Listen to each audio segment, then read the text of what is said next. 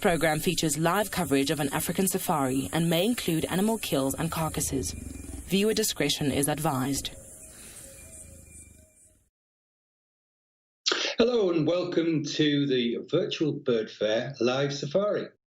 The live safari is going to come to you today from across Africa, and I will tell you a little bit about that in a moment. But first of all, I must tell you we've got viewers across the world also watching along with you from the virtual bird safari.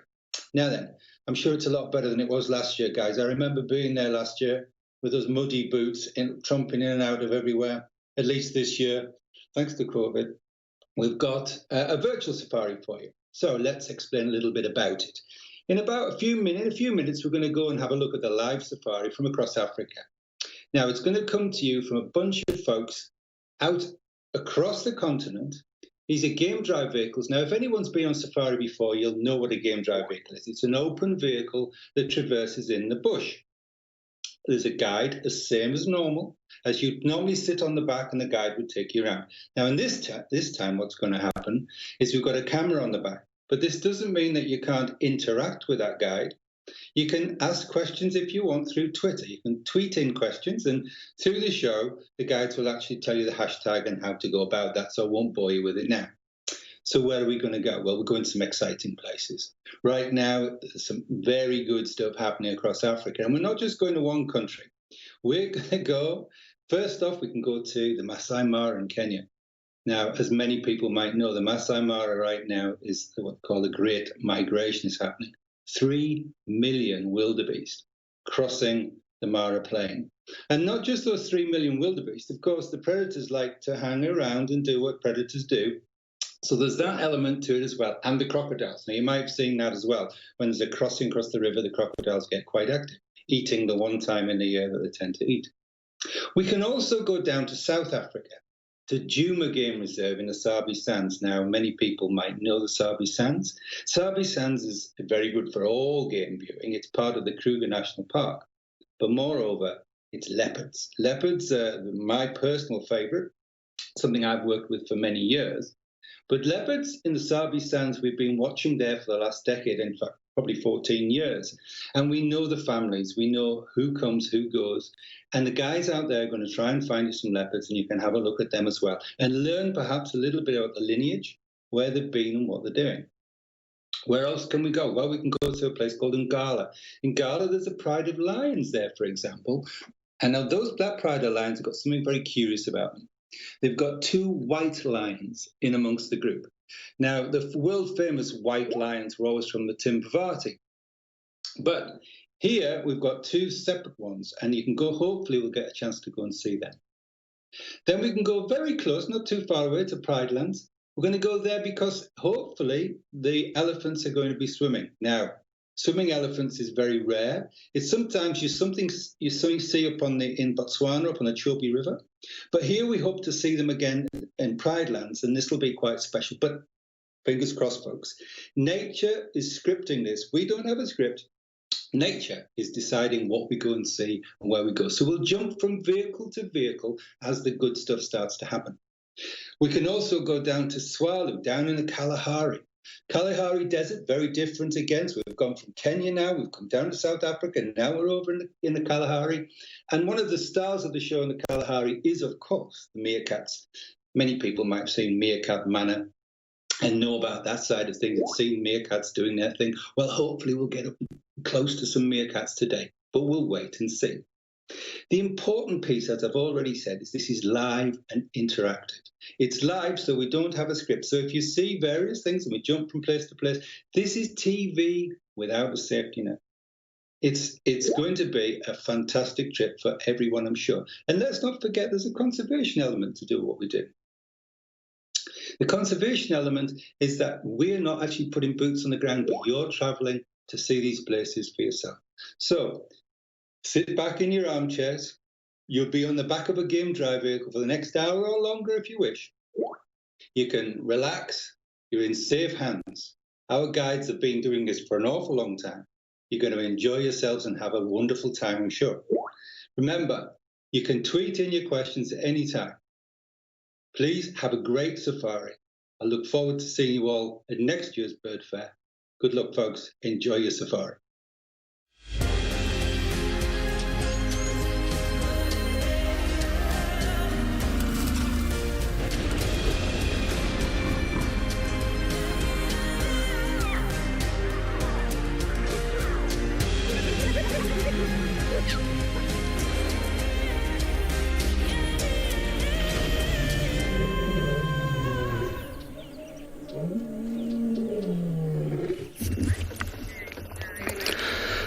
Jumbo, and hello, a very good afternoon from the Masai Mara of Kenya. And just look what we have to start our drive this afternoon. I've been counting here for the last minute I've been here, and I think I've counted almost 10,145 and a half wildebeest. So very many of these animals, and what you're watching now is the very famous migration. Walking across the savannah, one of the main habitats of the Masai Mara, and to all of you, another very good afternoon. Jumbo, my name is David, and with me on camera is Bungay. Bungay, how are you, sir? And Bungay cannot stop playing with the camera because he is very excited to see this, just like me. Let's have a quick look of these huge numbers of these animals, and maybe you might help me count how many we got. And just listen to them for a couple of seconds.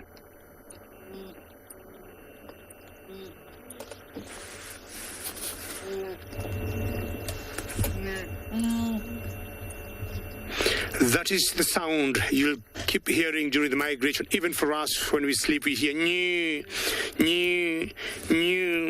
And remember, we are coming to you live, and would like to interact with you, and you can do so by sending us comments or questions. You can tweet using hashtag Wild Earth or at FC in the comment section of the YouTube chat channels. For the youngsters, should you want to do the same, you can email us kidsequestions@wildearth.tv. Very good temperatures we got this afternoon in the Mara. 26 degrees Celsius or 79 degrees Fahrenheit. When they walk, they'll always make like a single file, and once they start moving, they do not stop. I've been here for the last 15-20 minutes, and this is what I've been seeing.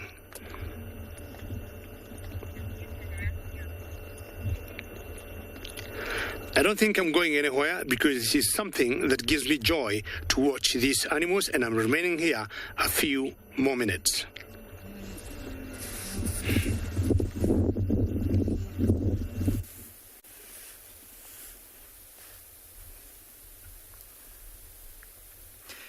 Hello there, and a very warm welcome to And Beyond Pinda Private Game Reserve. Myself and Craig are sitting here with some lions. My name is Damon, and as I said, behind the camera is Craig. And we've come to a pretty different area that we haven't been able to show you very much in the past. And like I said, there's a pride of lions lying just behind me. 3 lionesses and 5 cubs. And is that not just the most magnificent scenery behind them? Have a look at that big shadow that they're lying in. Pretty much the only shade out here on these plains. And look at how all of those lionesses, look on the far right, those 2 lionesses there, and then the cubs on the far left, all lying down fast asleep. Some of them with their bellies exposed. Look at that little cub there. Almost like a butterflied chicken with its legs out. And look at how fast that belly is heaving up and down. Oh my goodness. If it wasn't for that rising and falling belly, you'd think it was dead. Those full tummies, and there's a little flicking tail. A sure sign that these lions have had a good meal. Not far from us, there is what was once quite a big and impressive wildebeest bull that these lionesses managed to bring down sometime early this morning.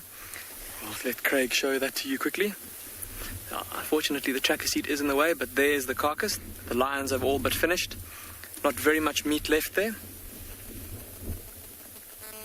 So these lionesses have done well in bringing down that big wildebeest. Of course, a big animal like that will provide more than enough food for the 5 cubs and then for themselves as well, and affording them the opportunity to rest like this. Now, it's been quite interesting because, of course, with this carcass being here, the smell, the wind blowing over it, and there you go, one of the lionesses is up, just repositioning a little bit, looking for maybe a bit of privacy away from all the cubs, a bit of comfort. As I said, with the wind blowing, it'll be carrying the smell of this carcass all over these plains, and already we've seen a side-striped jackal moving in, following the scent. But once it saw the lions, it very quickly turned around and moved the other way. There have also been a couple of birds of prey that feed on carrion, things like yellow-billed kites, bataliers that have been flying overhead.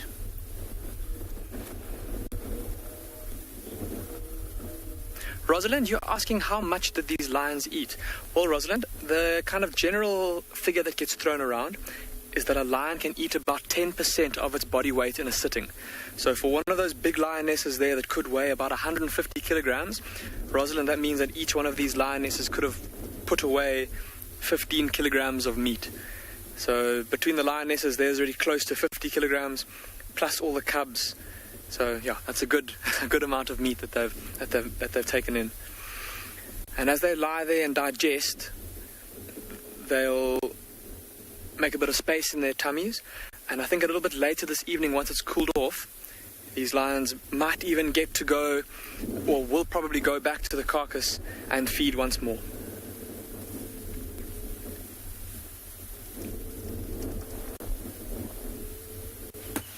I've switched. Good afternoon, everybody, and welcome to Chitwa, where it is a wonderful afternoon of sunshine. And good afternoon. Oh, it's very bright. My name is Steve, joined by Theo Arden style camera, and we are very excited to see you in the sunshine. And, well, we're going to do a spot of birding this afternoon. We're going to start off with an hour of birding, just to focus on it, because tomorrow afternoon, Trishal and I are going to be having a head-to-head birding competition. How does that sound? I think that sounds wonderful. So we've come all the way to Chitwa to find you some wonderful birds, and, well, we've got some starlings and hornbills on the floor. So we came all the way to the watering hole to get some terrestrial birds. So anyway, it is what it is. Oh, there's a dove at the back there, some starlings, and a dove right up at the top behind the starling. There's a Birchville's starlings running around, looking very shimmering in this light. You notice they don't have a orange eye, a very dark eye, and the tail is actually quite long. I can hear a greater blue-eared starling, but I cannot see one.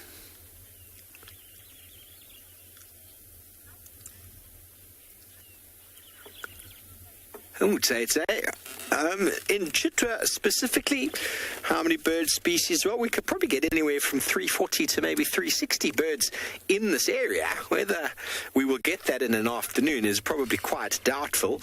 But in this sort of region of the Lowveld, we can get anywhere up to 340, 350 birds. And that is in the height of the rainy season. So right now, most of the birds have dwindled down. So we're looking to get a lot of the common species. Probably on a good day at Chitwa, if you spend enough time here around the watering hole, probably get at least 20, 30 birds quite easily. You should be able to anyway. If some of the aquatic birds will come out. Right now we've got a southern red-billed hornbill. He's hopping. A little Birchville's starling. See how long the tail is? You might not think it's that long, but when you see the greater blue-eared starling, you'll notice the tail is much shorter. And these guys are all enjoying any insects that have been pushed out from the rain last night. And I'm no doubt in this jackleberry tree. There is one. Theo, I don't know if you're going to get it, but there's an African green pigeon in this tree here. No, to the left. You can actually see them on the far left there. Yeah, that branch down. Yes, in there. Let's just move around in the branches. Just a little bit more to the right. We should see some movement shortly. I saw one before. You can see the movement in the background there. That, I think, far left. What is it?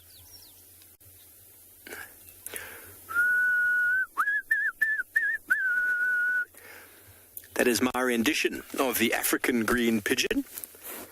Oh, there we go. Right in the front here, you can actually see the green. A little bit up. No, left.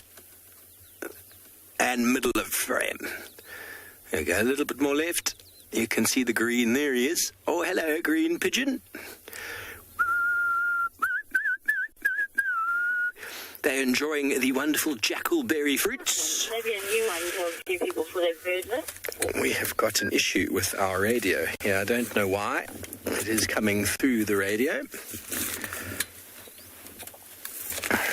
Turn that right off.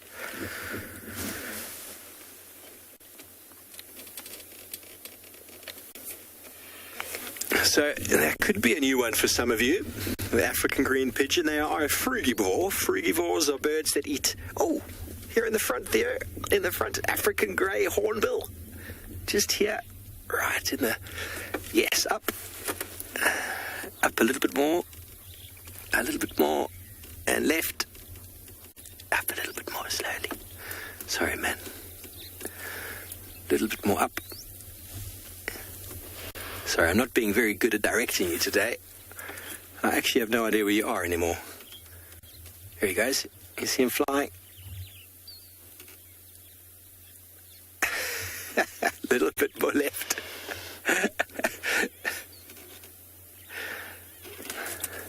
He's jumping around. Anyway, there is an African grey hornbill in there, everybody, and we're going to focus on some birds this half an hour to give her a precursor to tomorrow afternoon's challenge.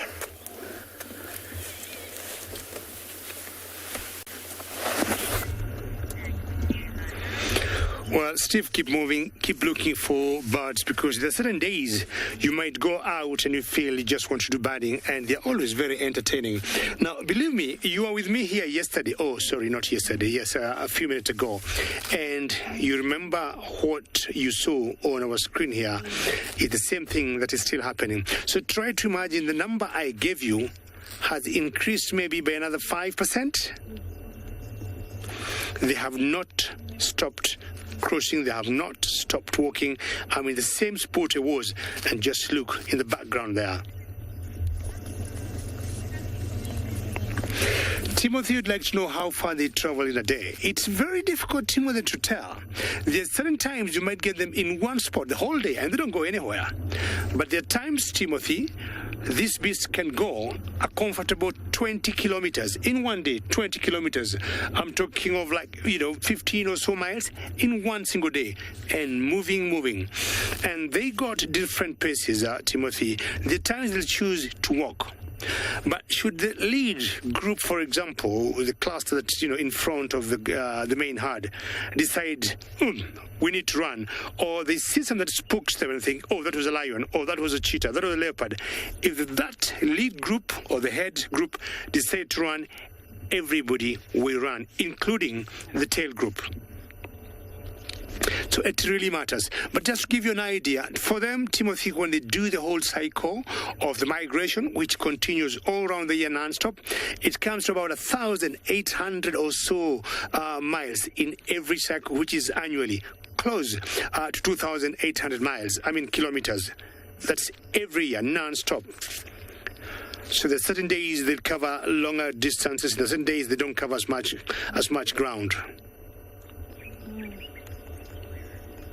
So the big message is, put your head down and move. Staying together is their strength. It's like one huge animal made of small pieces of body parts. So all the dry grass you see there is what was the red oat grass until they got here. So with the times you'll see them moving clockwise, the times you see them going anti-clockwise, the times they might move a whole 10 kilometers and then just backtrack the same distance, if not more. Just listen to them.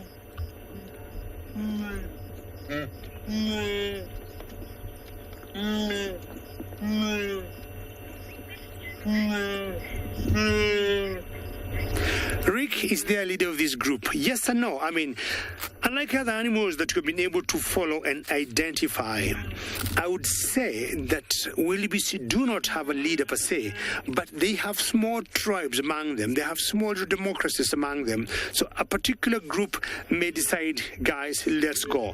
That group will call it, we may call that group the leader. But there's not an individual leader, like when you say the buffaloes sometimes you get a one female leader, which might control and manage and make decisions for the herd in whatever direction to go, when to move, when to stop. I would say for the wildebeest, it's small little groups that will always make the decision. And then the rest of them will just follow suit. And if you look at them carefully, the head is kind of slant down, and to me that gives them a good momentum to keep them going, or covering long distances without getting tired. I think I'm going to about half an hour since I've been here, and I can tell the file spread all the way down, and Bunge, who is on camera, will give you an idea of how far we can see them from where we are.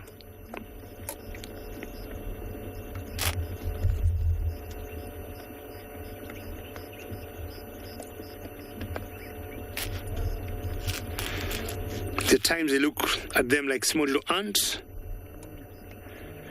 We've got some ants here in Kenya that we call safari ants, and this is the way you'll see them moving. But it's a different ballgame when it comes to ants, unlike the wildebeest, because the ants, if you're very close, they're gonna bite you. I've really enjoyed, I've been thrilled watching these wildebeest here, and I better find out maybe what direction they're going. Who knows, maybe close to the river, if not today, tomorrow, and I'll be with them.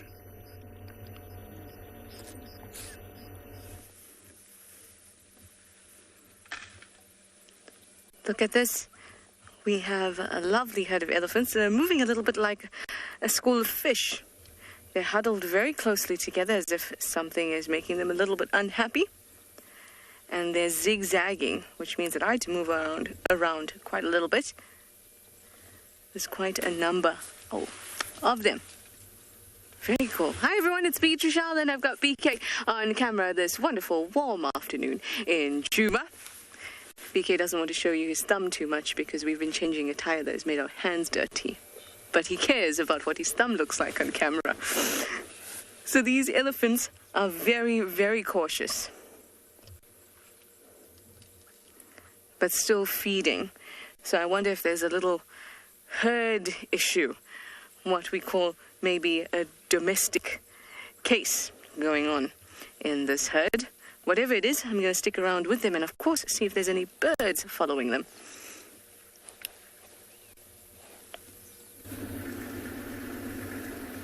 A warm welcome to all our viewers. We're currently at Ambion Ngala, and I'm Nikki, your ranger this afternoon, with Gert on the camera. Now, we have found some very interesting animals. So I'm just going to move to a little gap right here in front and show everyone what we are looking at the moment.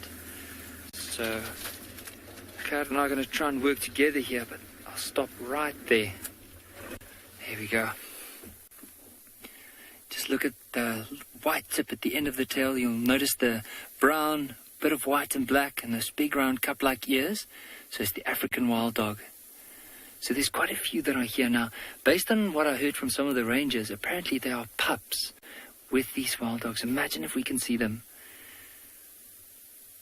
Looks like they've gone and lied down in an area where it's hard to see them because of the termite mound. But if we give it some time, we might be rewarded with some of those youngsters moving out.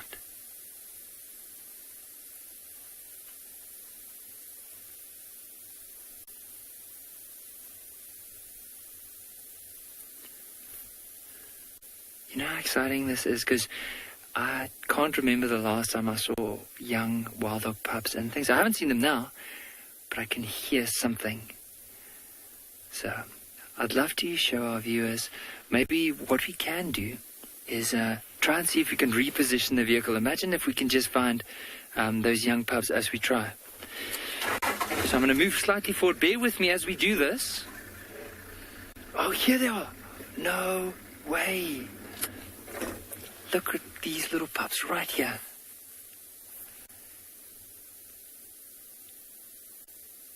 1, 2, 3, 4, 5, 6, 7, 8, 9, possibly 10, 11 wild dog pups.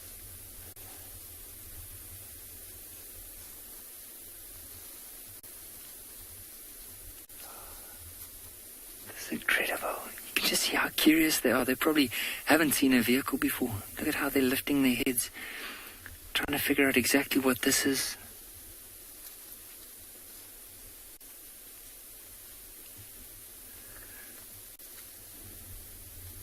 You'll notice because of them being young and very curious, also sometimes what they do is as they move, they'll just bite the grass, or maybe even they'll find like a little branch or twig somewhere and they'll give that a bite. So now it's a good opportunity just to count 1, 2, 3, 4, 5, 6, 7, 8, 9, 10, 11 pups.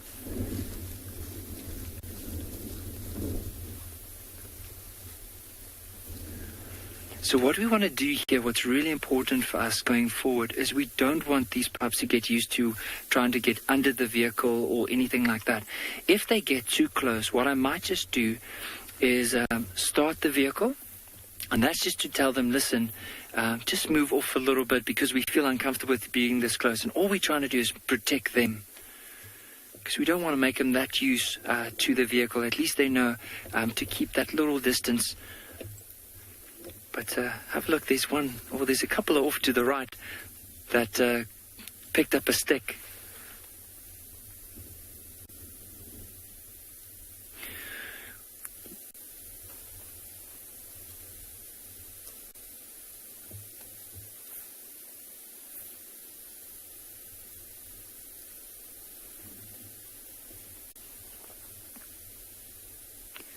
Love our guide. So normally with the pups, they are around about at this age when they start moving with the rest of the pack. So that would be anywhere around 3.5, 4 months.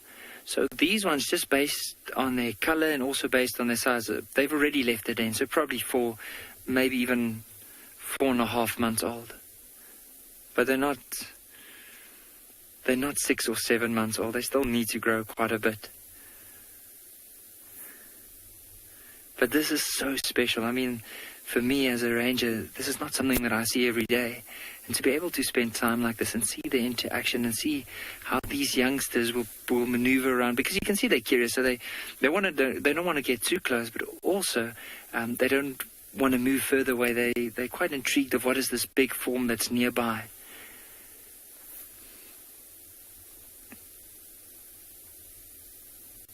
It's pretty amazing that even though they probably haven't seen too many vehicles before, that they don't see us as a threat at all. I agree with all of you, they are super cute.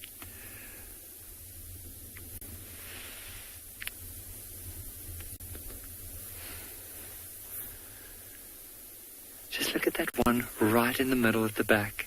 There's like the sticks. I don't know if it's attached or if he placed it there, but have a look at how he's just very playful with that stick. Like he'll grab it, move it a little bit. Oh, no, he's just already had enough.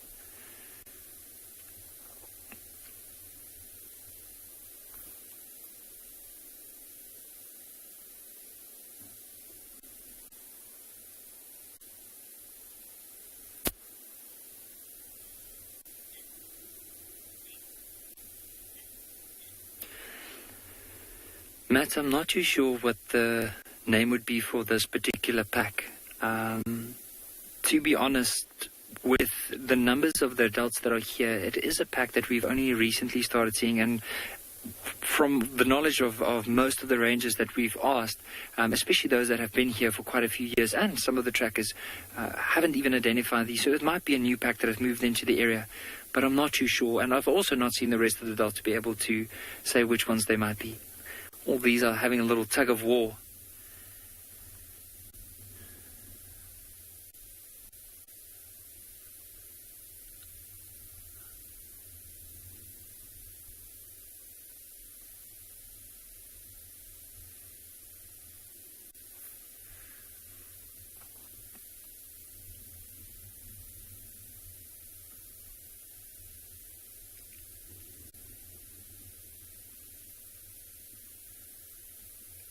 I can just imagine how quick these little ones must be, because look at how, in comparison to their body, how long their legs are. And just imagine also if this pack had to start running, and they can run up to 65 or 56 kilometers an hour. Often what will happen is when they do hunt, there will be one that will look after the young pups, or one or two that will look after them. But imagine if they do move fast distances, these pups need to be able to keep up. Not necessarily saying that they'll be able to run like close to those speeds, but I'm sure they'll get pretty close.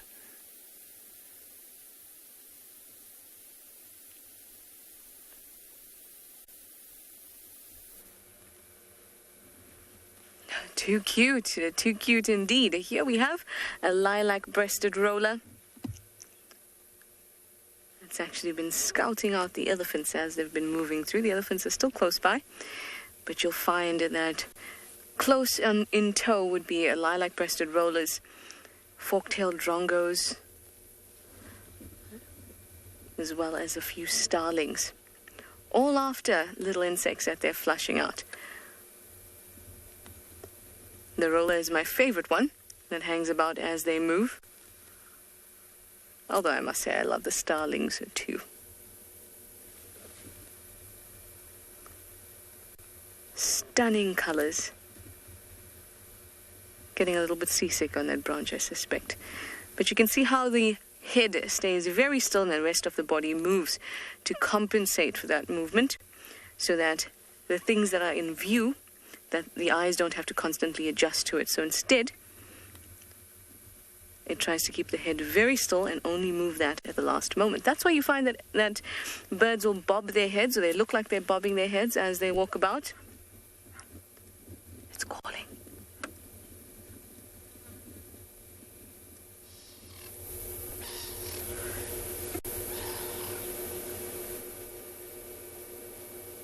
So what I was saying is, as they walk, it's not their heads that are bobbing, it's actually their bodies that are moving quicker. So they're moving their heads at the last moment, which makes it look like their heads are bobbing. But in fact, it's their body that's moving more than the heads. What noise do they make, or what sound do they make? I got that question. You would have just heard it. Roy. Hello, Roy. Good afternoon. You asked what sound it makes. I'm very bad at bird calls, at making them. I'm okay at recognizing them, but making them, not good. But lilac-breasted roller I can make, because the call is really not as pretty as the bird is. And it goes... That's my game drive radio, not part of the call.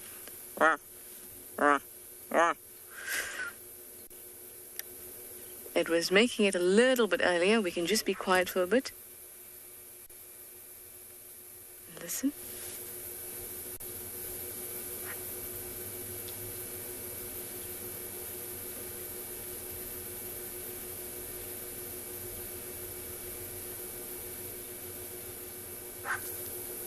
That was it. There's another one on the ground that just caught something. So did you hear that? It made a...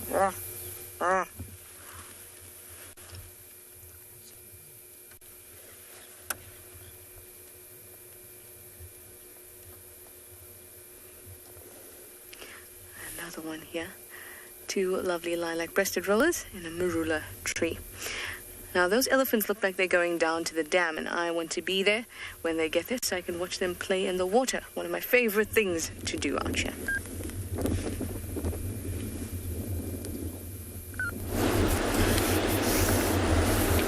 Well, I'll first and foremost acknowledge Trishala for having spotted my favorite bird, which is the national bird of Kenya. Well, I'm not doing birding this afternoon. I thought I'd leave the wildebeest because there are so many and show you one of the enemies of those animals we were watching earlier. And this is a Nile crocodile. Look at her very carefully, and you see she's either having a snooze, her mouth shut, but if you look, you can see some white specks, from the mouth, and those are her teeth. I'm sure I must have mentioned this a few times, or the other naturalists, that one of the major differences between alligators and crocodiles is when the crocodiles shut their mouth, you can see their teeth, whereas the alligators, you do not see a single tooth. We call them sometimes semi-aquatic because they are either half in water, half out of water. It's not very, cold now, so she's just there enjoying the warmth from the soil there. That's the Mara River.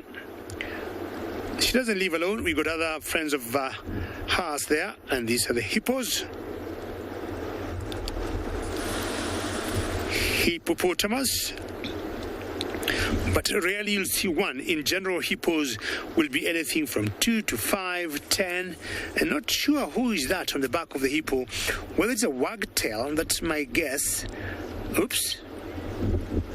And my guess that could be the African pied wagtail. She wasn't very impressed by having her on the back. And other birds that we see on hippos are oxpeckers, but while outside the water. Now that one was, on the hippo inside the water, and my guess is that was the African pied wagtail. So named because of how they keep wagging their tails. You saw how she was behaving. So this hippo, if you look carefully, the nostrils and the eyes are above the water. She needs to see what is happening outside her world, and of course she needs to get lots of oxygen. And if you listen carefully, you can hear the water falling of the Mara River.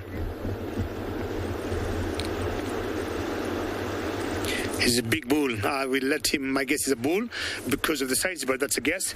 I will leave him resting there, and I'm going to move on.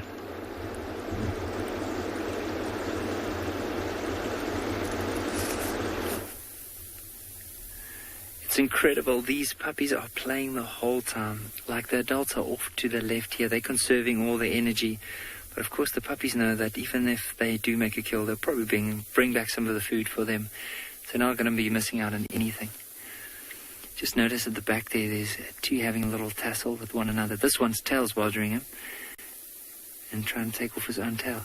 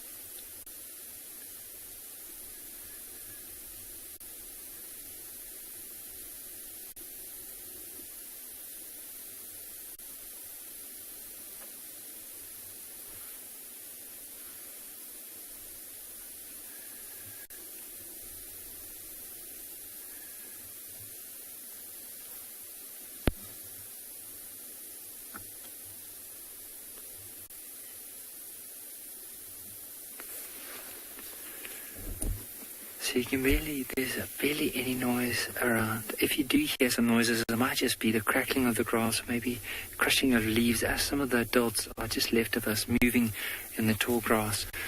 But where the youngsters are, in the, like that one lying down in the sand there, you can't hear anything. They're just so soft and gentle in their movements.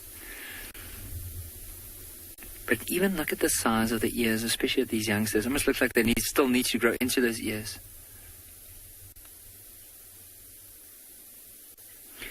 Lisa, they don't. So with wild dogs, they have this hoop sound. It sounds like an owl, like whenever they are separated from one another. The other thing they do is they have this, whenever they build up excitement with one another, especially prior to a hunt, they have this high squeak noise, which I can't really make, but it's like, it sounds, like hyenas whenever they when they laugh.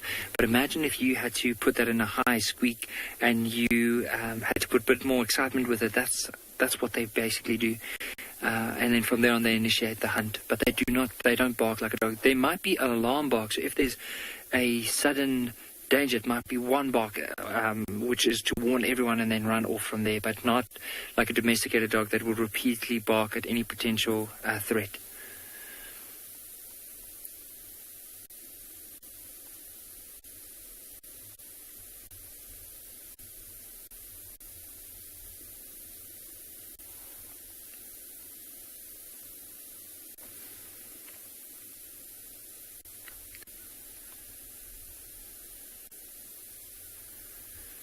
And I'd like to encourage the viewers, with wild dogs, if you have any questions, or maybe some of our viewers have probably been traveling to quite a few places that have had interactions with wild dogs, and I would like to hear some of the experiences, as well as if there's some questions. For me, I might know some of the answers. Chances are there's a lot of answers that I don't know, but it's so nice to be able to learn from one another as we are watching them.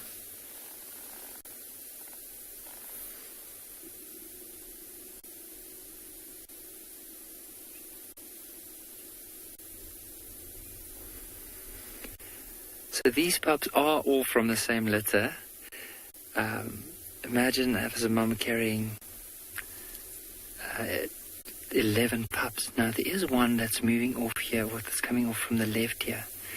Now, it might just be one of the caretakers just to come to have a look and see that the youngsters aren't up to a lot of mischief of moving away. Why I'm saying it's probably one of the caretakers, not the mother, is because if you look under the belly, it doesn't look like the teeth are swollen. If it was the mother, it would probably still have been a bit swollen. You could have seen where the puppies would have suckled.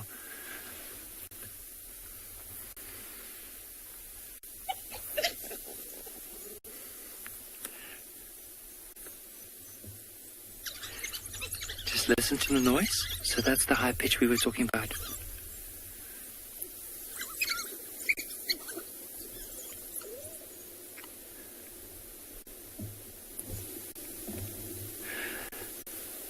Interesting is that behavior. I wonder initially why that wild dog did that. Was that just to bring the youngsters back into place? Is it like to gather them again? Was it just to show, okay, listen, you guys need to come back a little bit closer? I'm not too sure what that behavior was, but it was very interesting to watch.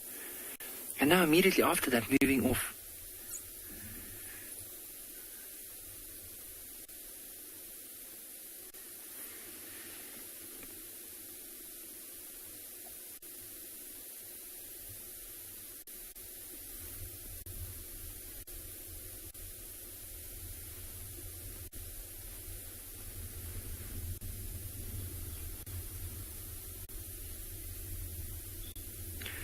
Shelley, based on my knowledge, wild dogs are only in Africa. So they've been part of the African continent for thousands and thousands of years, and never really been able to domesticate them as well. And the other thing about what makes them a bit different in comparison to something like a domesticated dog is also with the pads. So if you know, if you look at a dog, you'll have the 4 pads, or let's say 4 toes, and then just at the back of the leg, you'll find another pad. With the wild dogs, that's absent in the front. So it's very interesting, and of course, they've just no records of them being able to domesticate them like domesticated dogs. There's just always been part of this African ecosystem.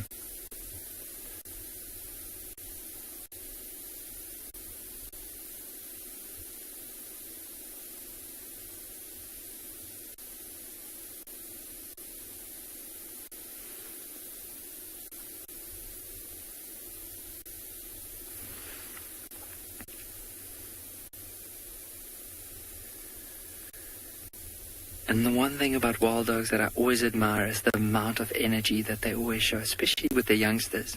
But even the adults, whenever they do move, they can move for pretty vast distances. And even if they run, I've seen them quite a few times whenever they hunt, they will run up to 56 kilometers an hour, where you can't really keep up with a vehicle. And then at stages, some individuals will sprint after their prey, and as soon as they tire out, they'll fall back, and the next lot will sprint again. And by doing that, they they work like this relay team in order to take down their prey. It's pretty amazing to see.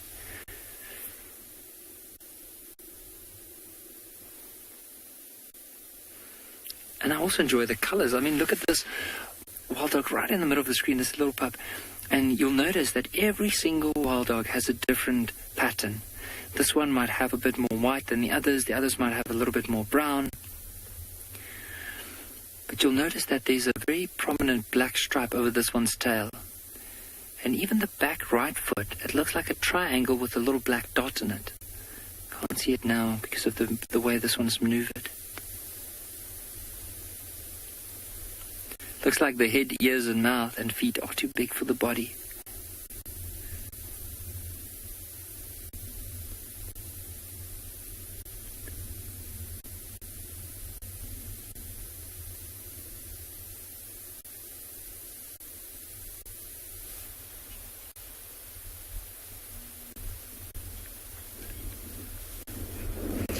Welcome back to Ambient Pinder, where this pride of lions that we're with is still taking it easy in the shade. Oh, look at that little tender moment between mother and cub. And a big yawn.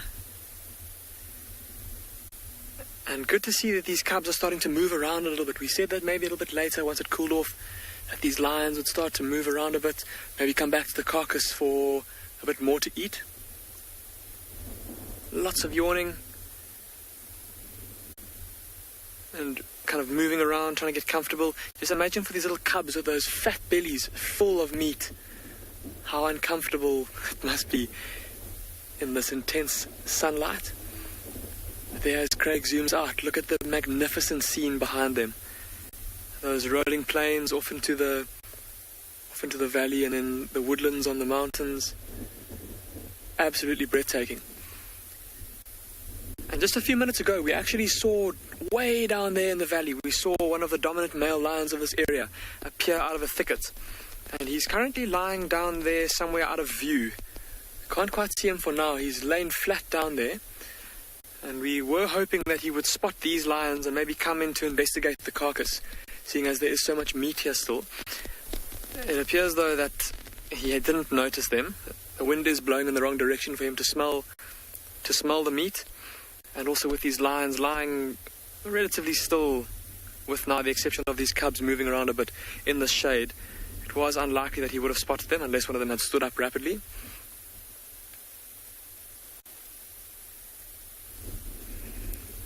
Now it looks like all the lions have all sat up and are all now looking down into the valley. See all of them with their ears pricked, all looking down the bottom there? That's exactly where that male lion went. So like I said, the wind is blowing from him towards these lions, so they will be able to smell him and not the other way around. So they've maybe caught his scent, and they're just wanting to get more information about this lion. If they'll be able to smell him, but they'll want to be able to see him as well. Make sure that he is one of the males that they know, and not a new male that would be a threat to the cubs. But they seem pretty relaxed for now.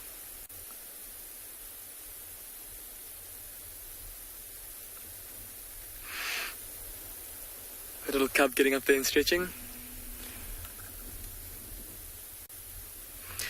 Ryan, you're asking a very interesting question, and a question that's difficult to quantify. You're asking how far can a lion, or how far away can a lion smell something? And Ryan, that will depend on the strength of the smell, so a rotting carcass as opposed to a relatively fresh carcass, the strength of the wind, as well as the topography of the landscape. So if for example, the smell is coming from a source in a very open plain like this, where that wind can dissipate the smell over quite a wide area, it might mean that the lion will be less able to smell it from a further distance away, whereas if the wind is blowing down a narrow valley, then that scent will travel further. Also, obviously, the stronger the wind, the further the smell will carry. So, Ryan, a couple of kilometers, it's possible for a lion to smell a carcass. Possible that a lion could smell a carcass from a couple of kilometers away. And in fact, I'm just going to ask Craig to zoom out quickly just to give you an idea. So if we pan to the right, you can see there in the middle of the plains there's that kind of thicket of trees, almost looks like an island of trees in the middle of the plains. And then just off to the right, there's a couple of prominent hillsides. And apparently I heard a story about a male lion that smelled a carcass all the way from up on those hills down in the plains because the wind was blowing in the right direction.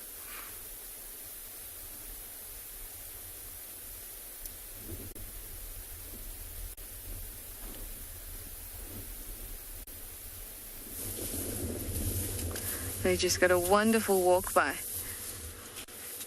the herd. They're moving straight towards the dam. Now the herd suddenly split. They're a little bit concerned about something. I suspect there may be the smell of a predator in the air. Everyone's sticking very close together with the calves in the middle.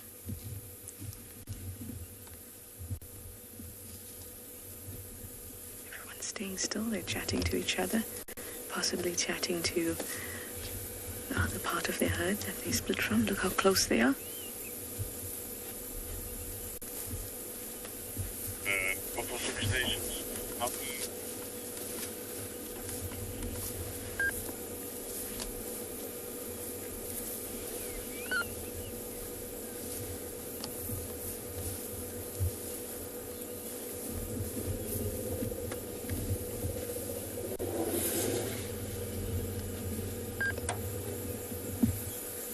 Very brave youngster there.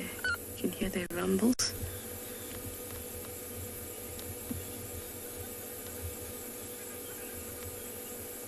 Everyone is silent. At least to our range of hearing.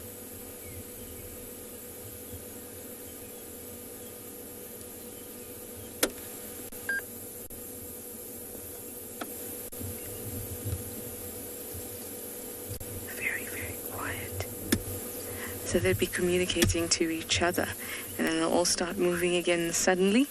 They'll be deciding, are we going to go down to drink? Is it safe? What can we smell? So many things to talk about. If only we could hear them.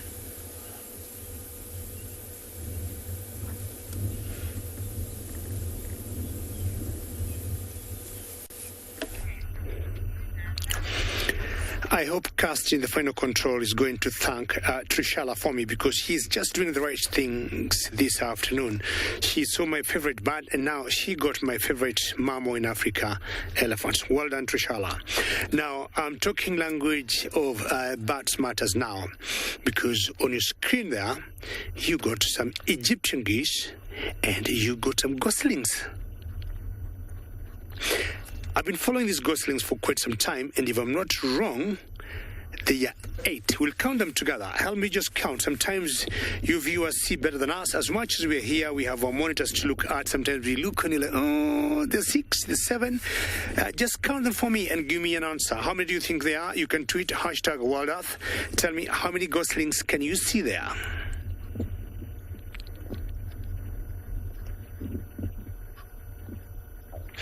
We need to account for all of them. Some of the major challenges they face are big raptors, big birds of prey, like the martial eagle, tawny eagle, sometimes snakes, monitor lizards.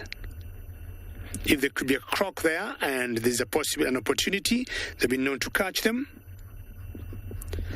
But once in a while, if you've seen goslings and you study the particular number, then you notice them going down one after the other. Very good. Well done. 8, and that means all of them are accounted for. I want to thank you very much for counting 8, and that gives me a lot of joy. I had also counted 8, but wanted to be sure. But Alan, many thanks. 8 is the number, and this is the number I started with last week. Now, we got some other bird here. Alan and all of you, I would want first to give you a small little quiz again, and you tell me, who do you think she is? I'm saying a she, because I know for a fact it's a she, because she got some 2 chicks. Not where she is, but which species or which bird is this? Again, #WorldEarth. You can tweet and you tell me, who do you think that is? Not sure saying that she helps, but I'm saying that she because if you look carefully now, you might see some two chicks jumping up and down in the water. Very good work there, Bungay. Bungay is on camera this afternoon. Look at them. Apparently, the goslings we saw and this particular bird that I'm still waiting for your answer have been in this particular spot every other time I've taken this road. And that tells us that the geese...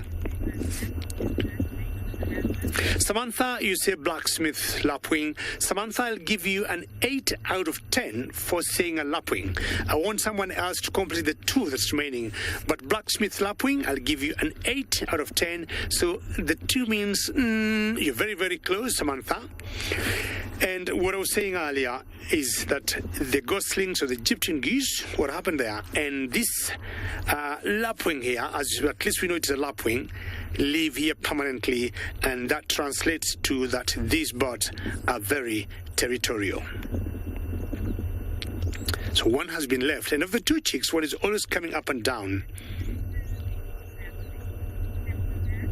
Tessamath, you say it's a spur-winged lapwing, and you get the 10 out of 10, and very well done. Very well done, all of you. It's a spur-winged lapwing. And I've always known they're territorial, but I can now tell on my own just some of the information we read in books. But when we follow them in the field, we know better. So one chick ran very quickly, came to the mother, and my guess is the 2 of them are different. One could be a male and the other could be a female, but the male is always left eating, playing. I'm just guessing, but one keeps coming to mama every time. Well, keep the one with you warm because they'll be moving on now.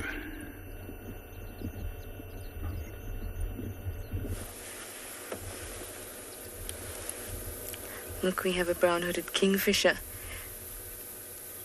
with the elephants just behind it. How amazing is that?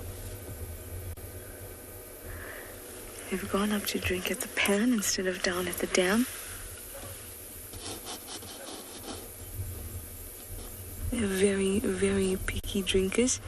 They've decided that the pan water is a little bit better than the dam. Awesome. Love to get 2 animals in shot. And of course the kingfisher is much closer, so it's not as big as little elephant calf.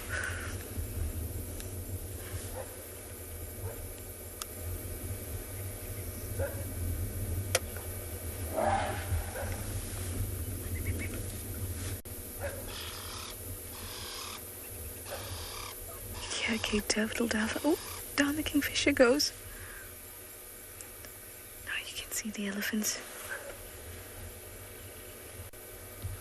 Look how close they are. Very, very close. Maybe they'll come down to the dam now.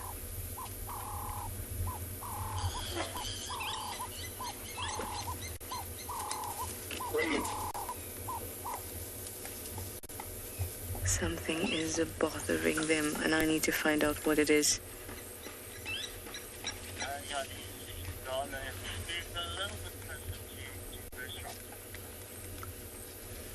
Look at that, that's moving very fast.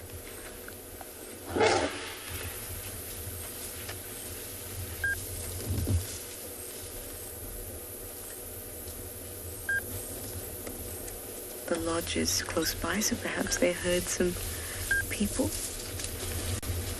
But it wouldn't solicit this kind of reaction.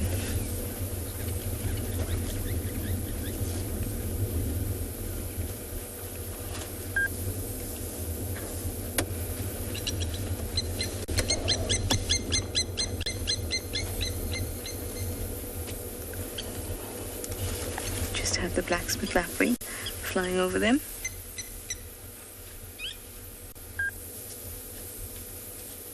So they've been this way since we first saw them on the top of this rise on quarantine.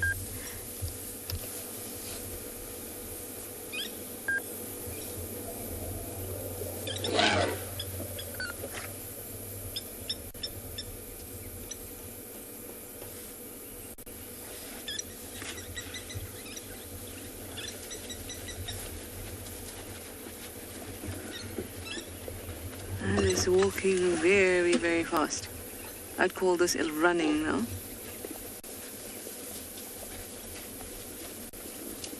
Look at that, stiff tails. They are not happy. Something is around you, and I'm going to find out what is happening.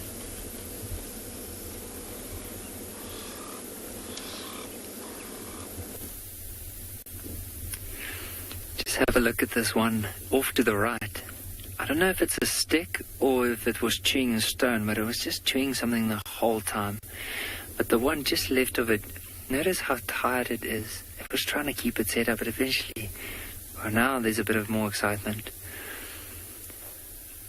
But it was trying to keep its head up, but eventually couldn't hold it anymore.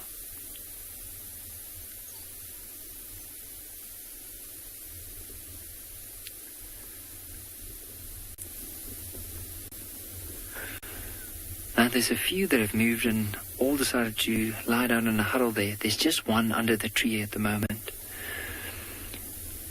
Oh, and this one might also decide just to move a little bit closer. There's another one that's crossing the road from the right to the left. So he's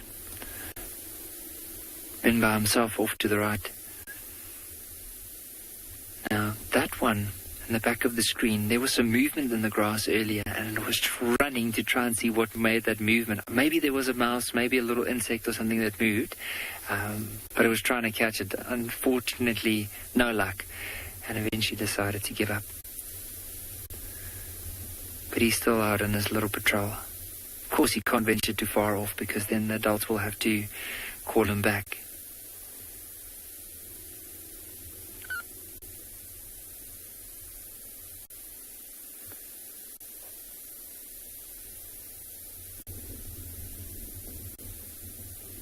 Looks very comfortable in that little, where that group has settled themselves.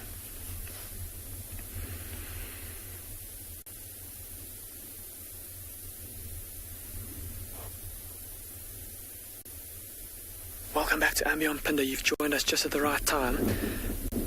This one adult lioness and the cubs have all gotten up and have moved back to the wildebeest and have started to feed once more. And there's already quite a bit of competition going on. The cubs are growling and snarling at each other.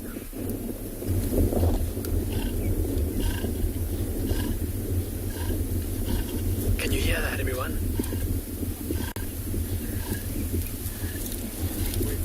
There's a constant throaty growl coming from one of the little cubs. They look so adorable and cute until they start making these noises and they sound like adult lions. It's quite disconcerting. But look at how they've all moved back into the carcass there. That lioness working her way around her youngsters. The cubs have all kind of taken up their own spots on the carcass. Luckily there's so much meat there that they can kind of spread out a little bit. But even then, very protective of their little piece of the carcass and reminding their neighbours that this is their little cut. Don't come near it. I'm eating here. Incredible to see, even at this young age, these little cubs, even though they look so cute and cuddly, they're already having to fight for their place at the dinner table, so to speak. And it's preparing them for life in a lion pride. Very different to the wild dogs you've been seeing with Nikki over in Gala, where there's quite a bit of sharing that happens at a lion kill. It's every lion for itself. And the mother will even compete with her cubs to get enough food to eat. Ooh. Listen to all that snarling. And have a look at this cub that's closest to us, everybody. Look at the back of its head, and look at how its ears are pressed flat back against its head in that aggressive pose. Those black spots on the backs of the ears facing forward are warning to other lions. This is my piece of the carcass. Don't come here. Mom, stop trying to steal my meat. The lioness, not taking heed of its warning and continuing to feed right next to him.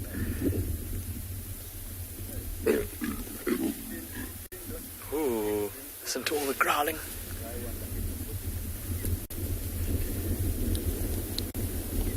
It almost looks like this poor lioness is trying to gingerly tiptoe around the carcass, trying to avoid the wrath of her offspring. But for the time being, with her, I mean, her, like we said earlier, we saw earlier how full her tummy was and how full the cubs' tummies were, so she's not being super aggressive around the carcass. She's already got quite a bit of food in her belly, so there's no need for her to be super aggressive with her youngsters. Earlier this morning, when they were feeding, when they'd first killed this wildebeest, was a much different story. Obviously, every lion really hungry and really wanting to fill its belly. Now things are a little bit more relaxed, with just the odd little flare-up of growls. Look on the far right of the carcass there, everybody. Look at those two cubs that are starting to feed there, side by side, on the ribs.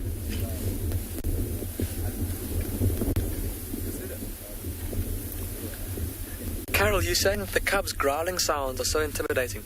Carol, absolutely. I mean, look at them now. If you couldn't hear anything, you'd think, oh, they're so adorable and precious.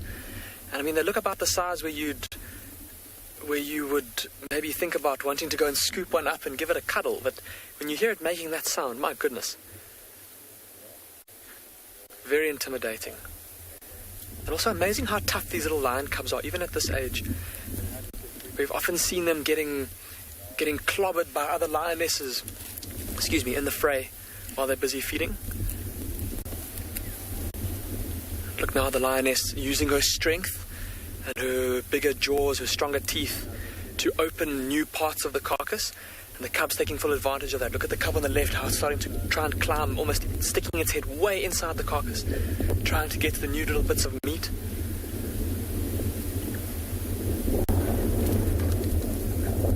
Like we said earlier, quite a big animal, this wildebeest bull, and there's still, even after 3 adult lionesses and 5 cubs have filled their bellies on it, there's still quite a bit of food to go around.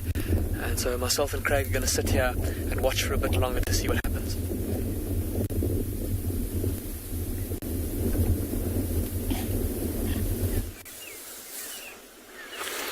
Well, I suppose I better say good afternoon from Pridelands. We have got one of my favourite enormous animals. He goes by the name of Kumo. Now, if only we could find the rest of our favourite elephants, but they seem to be elsewhere. I wonder when they will return. My name is Taylor McCurdy, and on camera with me today, as every day, is Sebastian. I was just going to say, since I've been back, he's only been on camera with me. Anyway, so we're just sitting here. We've actually done a big loop around the perimeter of Pridelands already, just trying to see if any predators have walked on in.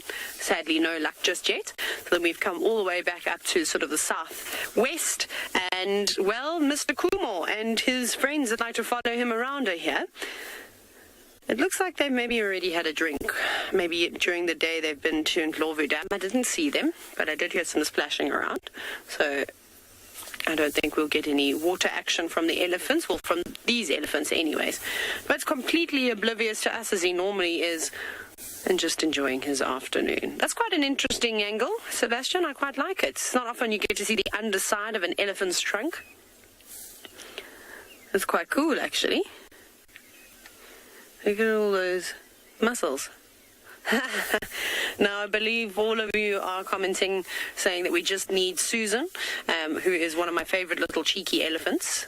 But I don't know where she is. I mean, I don't know. I searched. That's what we did. We spent about 30 minutes driving up on the northwestern boundary searching for Susan's herd, because that's where they normally like to hang around. Then we sat at Leopard Dam for about 15 minutes hoping that we'd hear some branches snapping or something. Absolutely nothing. So there's no elephants in that area.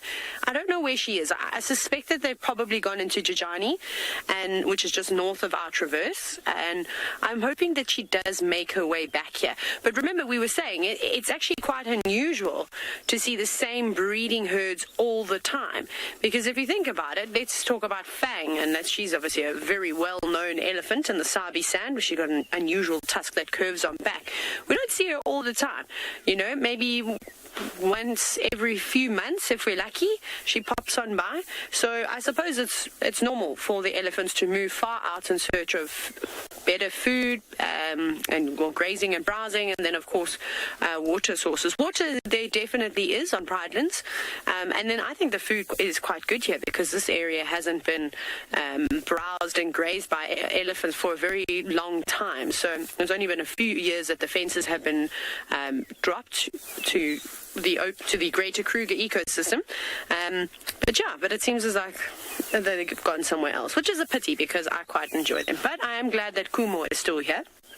And I think that Elephants Alive, the conservation initiative that does study the elephants, is quite happy that we are still seeing Kumo, even though he has lost his collar.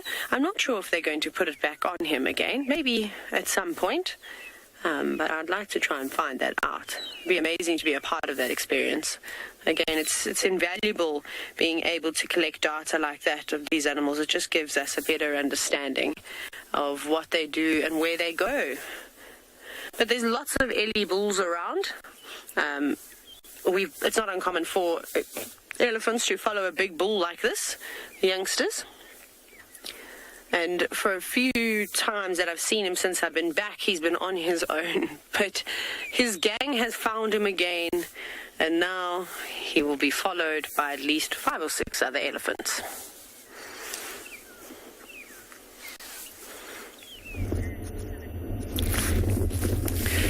Elephants in a day is a good day. Well, I have continued enjoying seeing or watching birds today, like Steve was doing earlier, and I've got 2 species of birds there. I don't know what is in my mind today, and I'm just thinking of asking questions. Just tell me, what 2 species are there? The 2 on your left of your screen are definitely the same. One is a little older than the other, or the one in the middle is immature, but the one on the right is definitely a different species. Now, tell me, we start with the one on the right. What species is that? And the 2 on the left, who are they? Look at their feeding habit. They walk very slowly, and what they do, they use their feet to disturb the water or move the water, and in the process they'll pick what they want to. You have gone before we identified you, but I'm sure all of you will have known who that was. And then once they decide on, once they pick, let me see, their feet go like sensors, and they step on something. First answer correct, and most of you are saying Sacred Ibis. Very good. 10 out of 10 for all of you. Sacred Ibis. Now, who do you got on the screen now? So their feet got something like sensors, and they step in the water, and if they pick any movement, they definitely tell there's some sort of invertebrate there, and that's what they're looking for.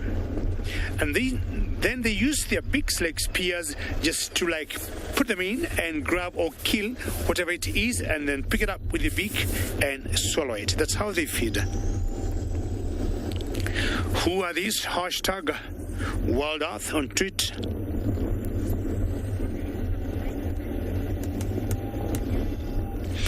Wait and watch. Very good name, and you are right. This is the yellow-billed stock. Perfect. Very good. 10 out of 10. Now, wait and watch. You look carefully. They got different colors, or the feathers look slightly different because the one on the left is juvenile. I'm sure she is catching up very quickly on how to feed, and you can also tell the beak is not as brightly yellow like the one. I'm not sure that's the mother or who it is, but it shows huge difference because of their ages. So they'll hold on, put the feet in the ground, wait for them to sense something. You see the young one, the feet or the legs are not as pink as the older one. And got a frog there, yes, I think, she got herself something there. Anything that could be in there, worms, frogs, crustaceans of some sort, that's all what they'll feed on. Fish, if they get any, but anything in the water. Small little snakes that could be in there, but they're always very big. And unlike the herons will wait before they disturb the water, but you look at these ones carefully, they keep pushing their legs just to disturb the water, and whoever is under there will want to get to a safer area, and that's how they'll feed.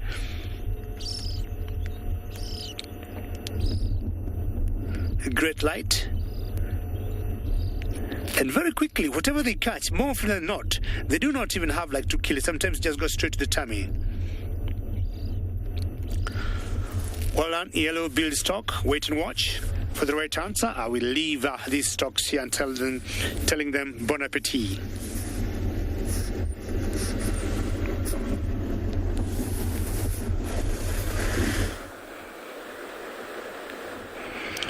Hello and good evening or good afternoon.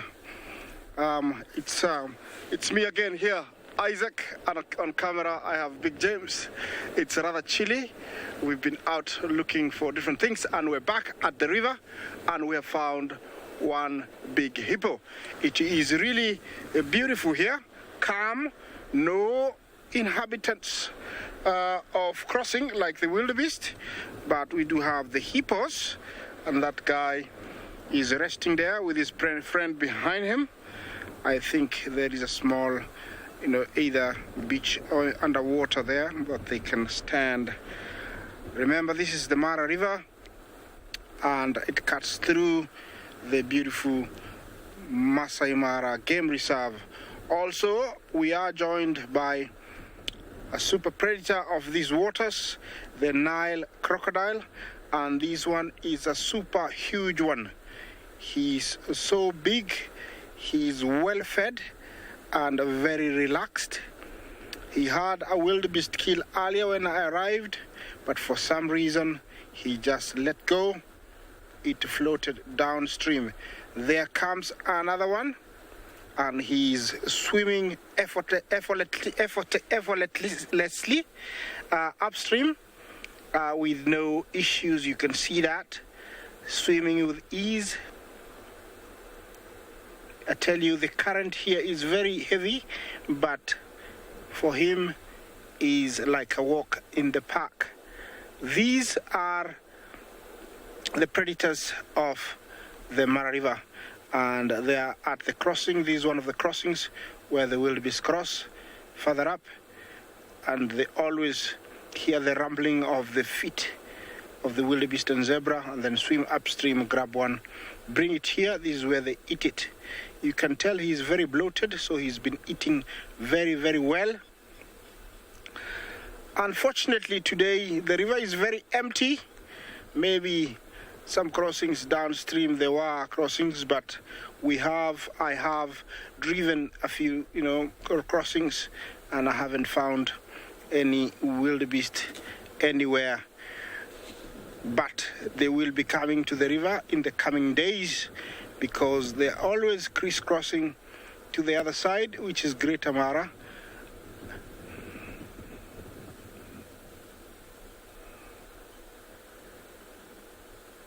Devina, I did hear your name, and then I heard something about drought.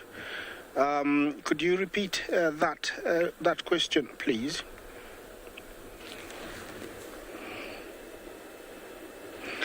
Oh, you asked, where do the hippo go in case of drought?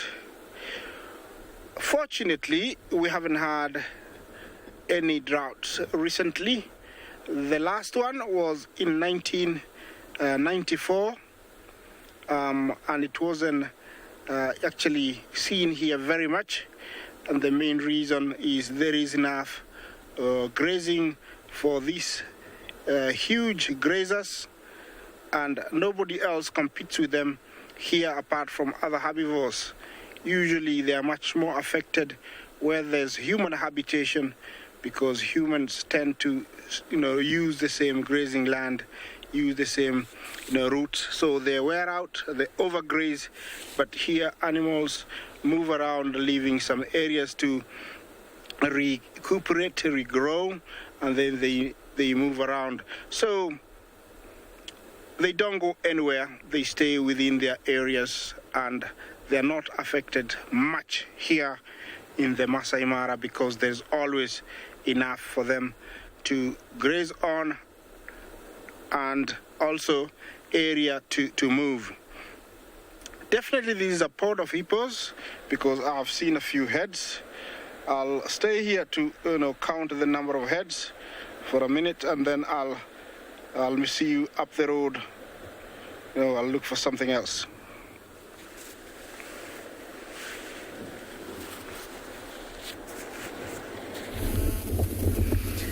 Welcome back to Ambient Pinder, where the action has died down somewhat. These cubs many of the cubs having had their fill and moved off of the carcass, the lioness having decided that the growling from her offspring was too much. She's taken herself off to the side and is now grooming herself. But look at these two cubs still busily feeding on the carcass, tearing into that newly kind of opened muscle that the lioness opened up a little bit earlier. Looks like it's one of the legs, the meat on the inside of one of the legs. Quite a big muscle mass there. Look at those two cubs busy feeding side by side. See the tails flicking every now and then, and the ears pressed back, both signs of lions that are agitated, that are upset, that are being aggressive, just warning each other to keep away. And if we have a close look, everybody, just using my binoculars, I can use the zoom of the camera, looking at the legs of all of these cubs and the chins of them as well.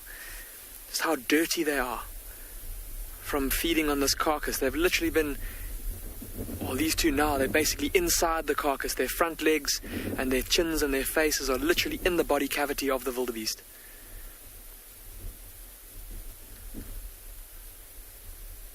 Looking very scruffy. And they'll definitely be in need of a bath once they finish here.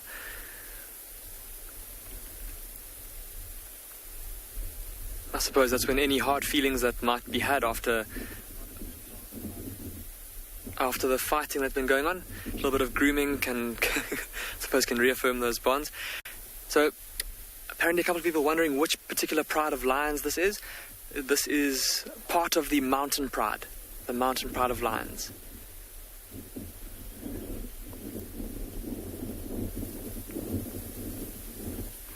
Have a look at how fat that cub's belly is, everybody. I can't imagine how these little ones are still putting more meat away after all of that. I suppose it's like when you go to if you have a big dinner party or a big braai or a big barbecue, big cookout, and you think that you're full, but the food is just so good that you've got to go back for more. I think that's exactly what these cubs are doing. Listen to how quiet it is now. The cubs having each got their own piece of the carcass, so not so much competition anymore. But it's been super fantastic to watch these cubs feeding, to listen to those growls earlier. I think myself and Craig are going to move out of the area for now to go see what else we can find for you. But we might come back to the carcass a little bit later to see if there's been any changes here.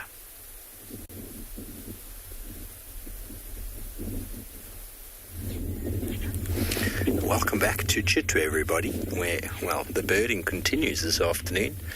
We basically moved off of Chitwa for a moment to try and pick up on any signs of Thandi, and found her tracks actually coming in. Now, someone else has said that her tracks have gone back again, but I have not found those tracks, so I've come back into Chitwa because her tracks were heading down towards the dam. And we found a glorious fish eagle who was not here earlier when we were actually doing our hour of bird focus. So we thought, we'll show you to him now. Show him to you now. Or her. Such a wonderful bird, such an iconic African species. There's a bit of a shadow there from the stick above it, which is giving it that little line on the neck. It's just a shadow though. I'm almost certain. It does look like he's wearing a necklace.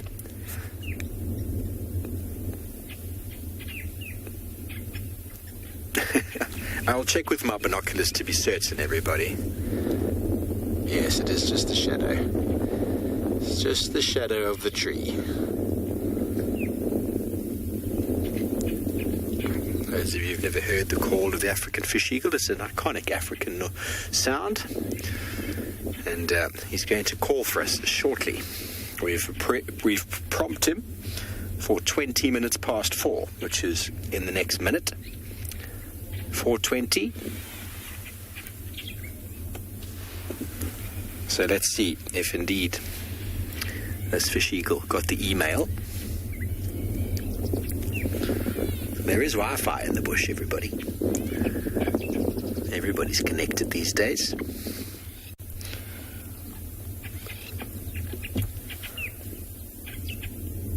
Theo, you did send the email, didn't you? You did, yeah. You did date it for today? Okay. Just checking. We don't have to... Oh, there you go. It's 4:20. Maybe he's going to wait for the half of the minute to go. Or the full minute. Who knows, everybody? This is a live safari. Anything could happen. Absolutely anything could happen. Sandy could just pop out of the bushes as well. Yeah, I should probably tweet him. I wonder if the fish eagle's got a Twitter account. Probably the African fish eagle of Chitwa Chitwa. That would be the handle. I must remember that next time. Tweets are far more sort of useful for birds than they are for and emails. Emails are so outdated these days. It's all about social media, isn't it?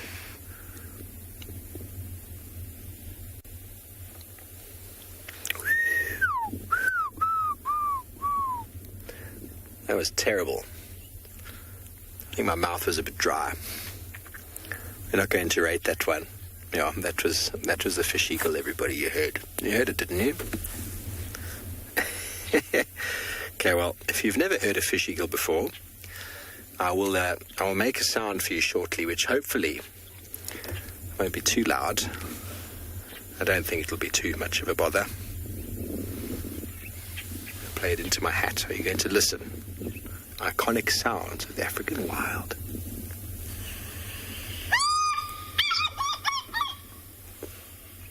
How wonderful was that? Wonderful sound.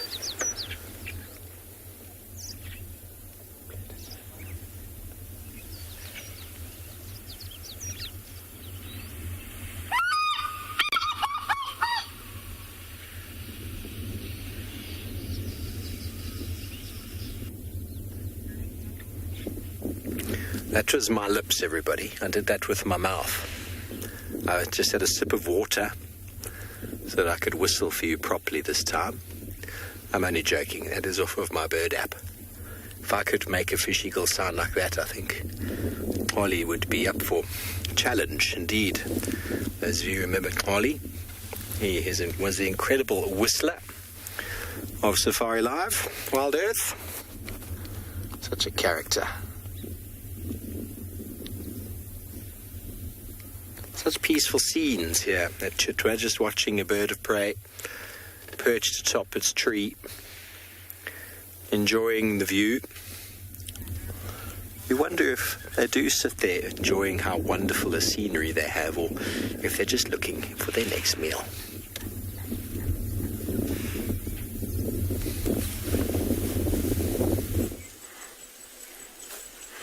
So, some interesting things have developed here at Pridelands, and I'm very excited. And unfortunately, it's not with Kumo the elephant, but our little friend on the left-hand side. So, I just had a friend send me a video because I was telling her about this elephant, and she said, "Oh, that's funny. When I was at Thorny Bush last year in April, there was also an elephant that had like the same injury that I was describing, or deformity. You will not believe it, it was the same elephant. So not this one that's right in front of us, but the fella behind. But I know the scandal, it's so exciting. But it seems as though he was then with a breeding herd. So that's quite cool. So only in the last sort of year and a bit has he moved out from being in a breeding herd to being on his own and hanging around with the boys. I thought that was quite interesting.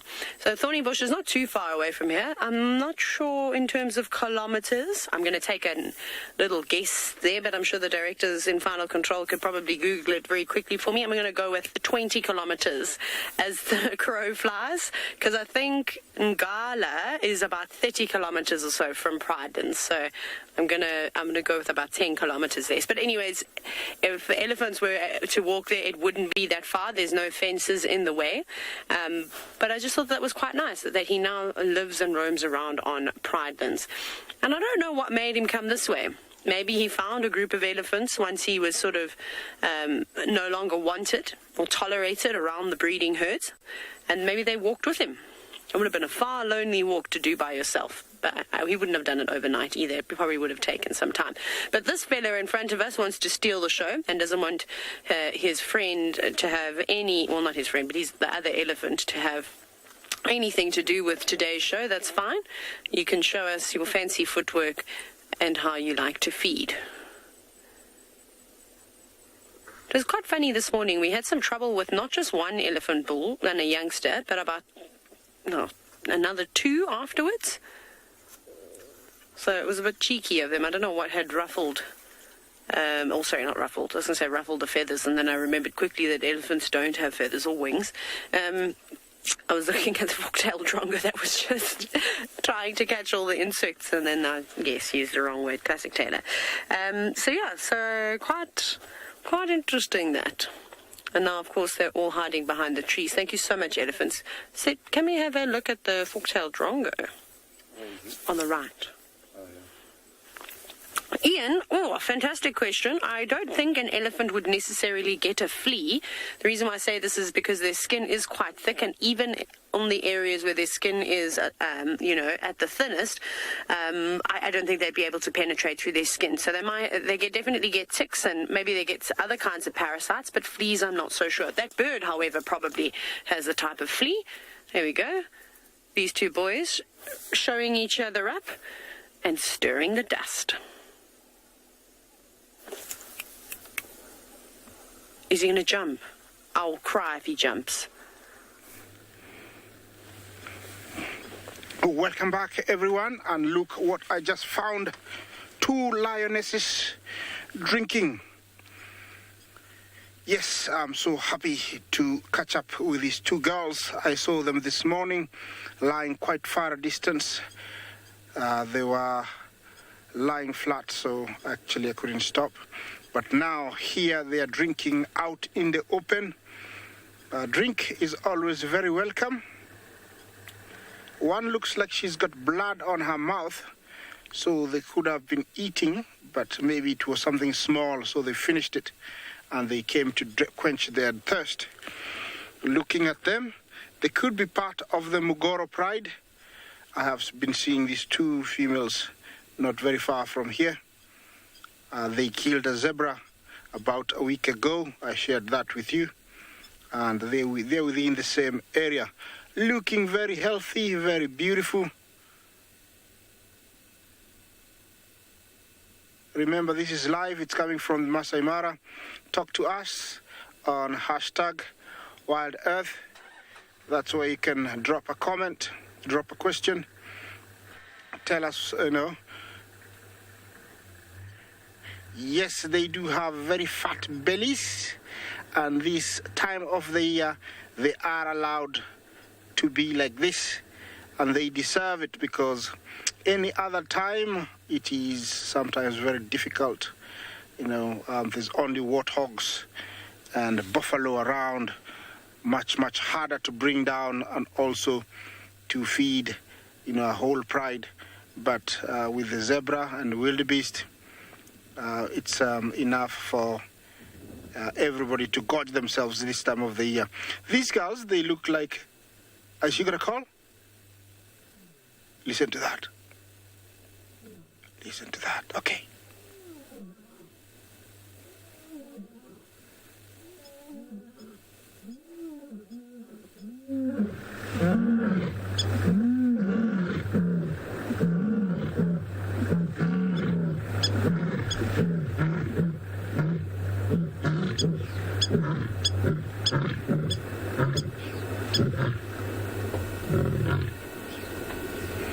Beautiful.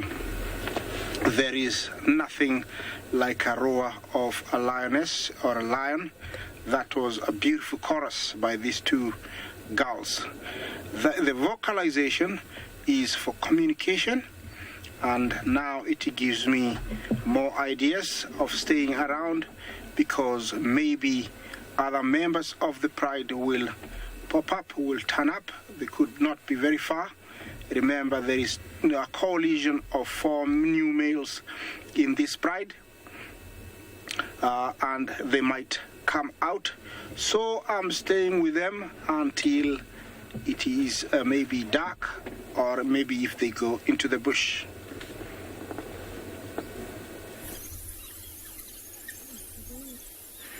These wild dogs, after lying down for quite a bit and not doing too much, have all gotten up. And there's one of the youngsters that have moved with closer to the adults, and you see how the adults are now greeting.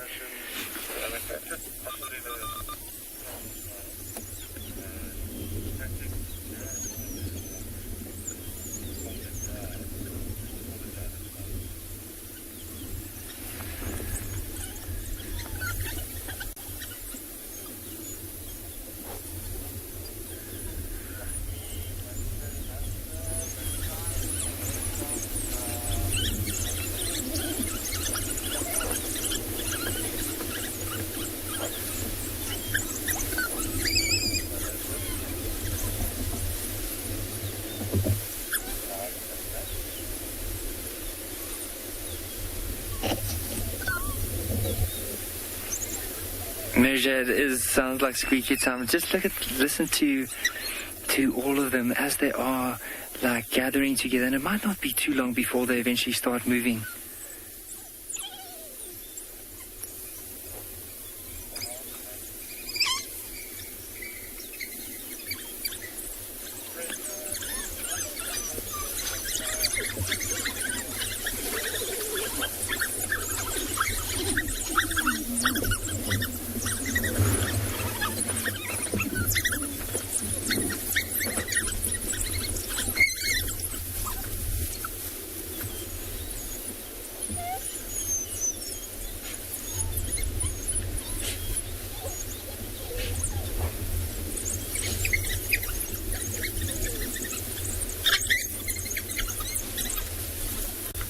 Just so much happening at the moment, so we'll try and stick to wherever we see there's a lot of action, just so that all our viewers can see it. But mainly here, just listen out to the noises and then interaction between the different individuals.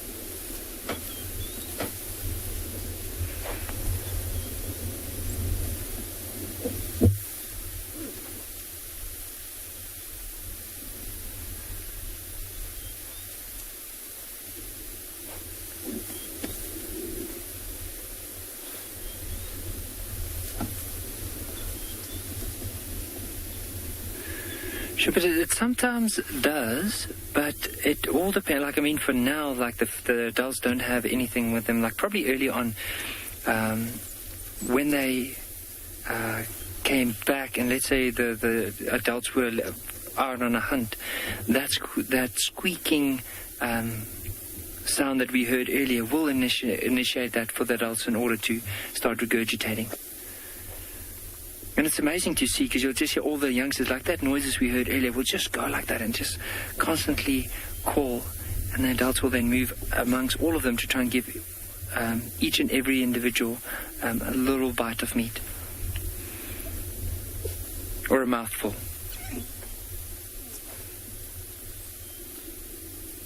This is just incredible. Look at how incredible this is as a sighting. I mean, I'm basically sitting here, I have no words.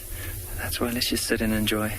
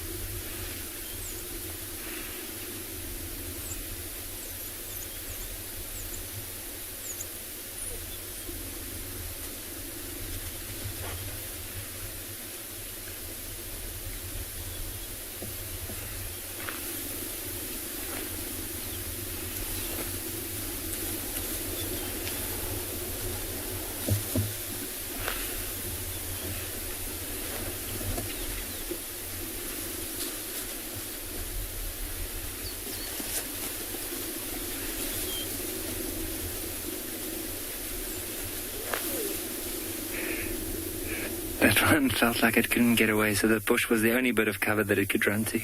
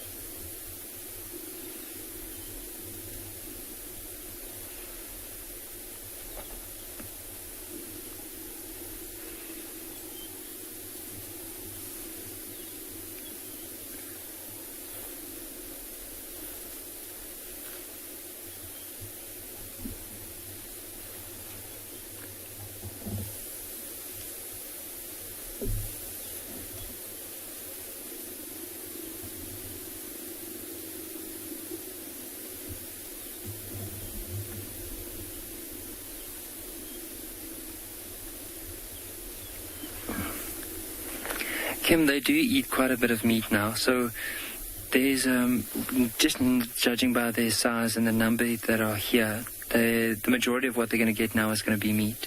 If they do suckle, it's going to be little bits, but they mainly rely especially on some of the other adults to bring back some food for them. So there are a few around of the adults, but they are the babysitters. It looks like the rest of them might have moved off, possibly to go and look out for a hunting opportunity.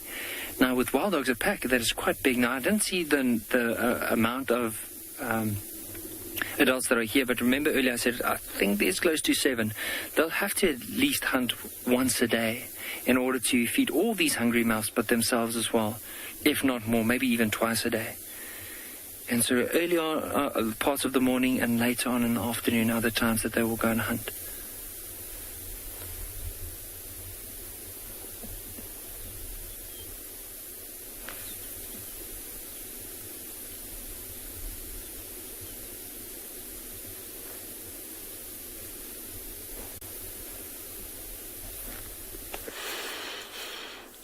So, still with the boys, just hanging out, but they've now moved to a bourbeen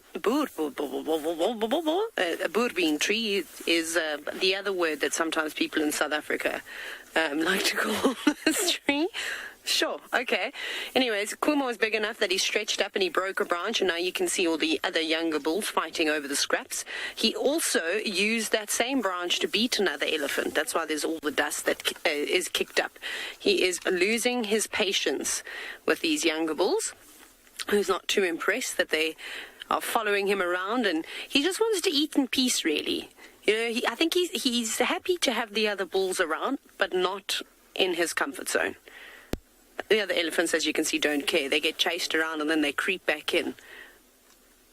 But he's useful, Kumo, to these young bulls because they can't reach the nice green leaves. So at one point I thought he was actually going to jump up and pull down a branch, but it's not very common for elephants to do much jumping. Well, not jumping, standing up on their back legs. Rearing would probably be the correct term. Here in this sort of area, even in Kruger, that's sort of what you see up in Zimbabwe and Zambia and those places, on some really large trees.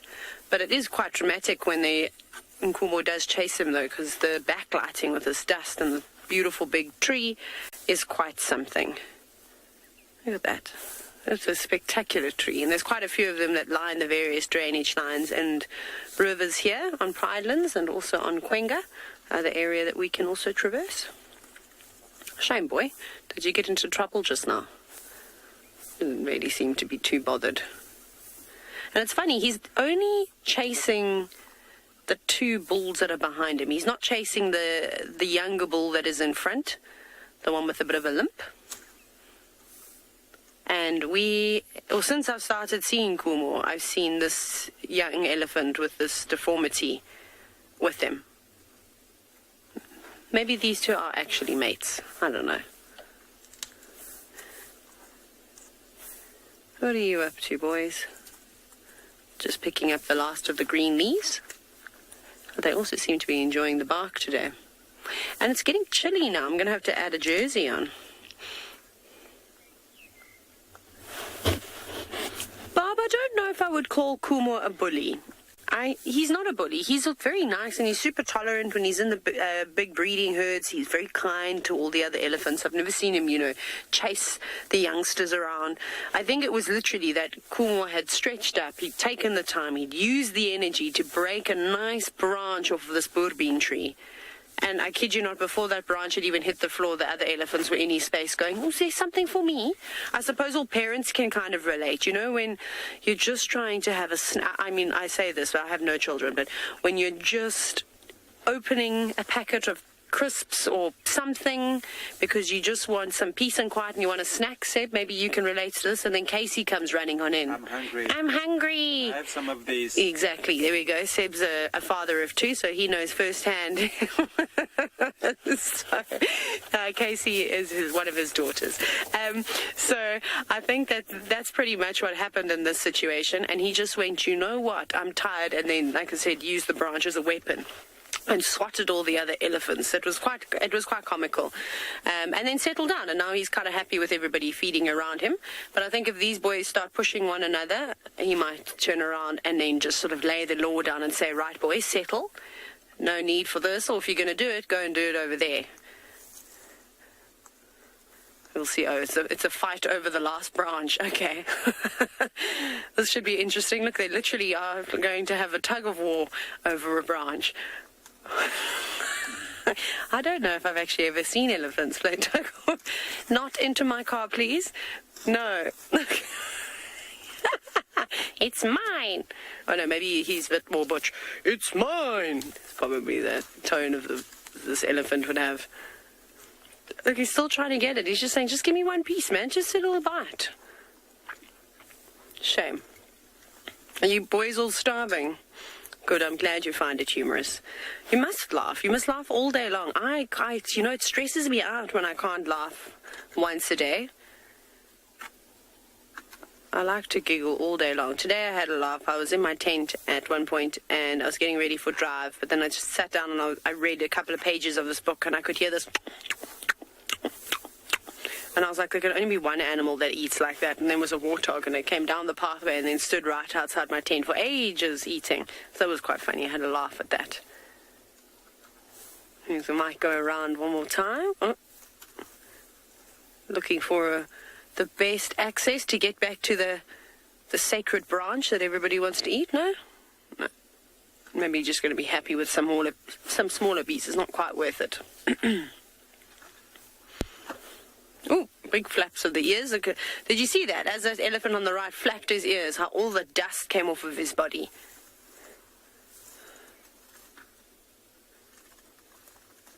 Very pretty lights at the moment, especially if that sun just drops maybe a little bit more. Maybe in 20 minutes or so it's going to be gorgeous. It won't be as harsh, but it's still quite something. And we're getting to that point. I reckon if we hold on just for a little bit longer, you can see that one is creeping up to Kumo. He might turn around, which is not great for me because I might have to move out of the way. Not that the elephants are going to run into my car intentionally. You can see they're very relaxed and not perturbed by us at all. This is the kind of behavior we want from elephants, not cheeky ones that are trying to charge you. You can see sort of, are you going to stretch up again? Looks like he's looking for another branch. It's kind of like when a leopard looks up at the tree and goes, I wonder if I'm going to climb this one. Obviously, he's not going to climb the tree, which is unfortunate. And he's also getting annoyed with those boys again. Up he goes. He's so big, this elephant. It's actually not too difficult for him to reach those branches, but it was quite pathetic. Kumo, I just spoke about how amazing you were at breaking these huge branches off, and he broke a twig. Oh, he's got his bottom to us. Oh, sorry. Huh. And of course, right behind the tree.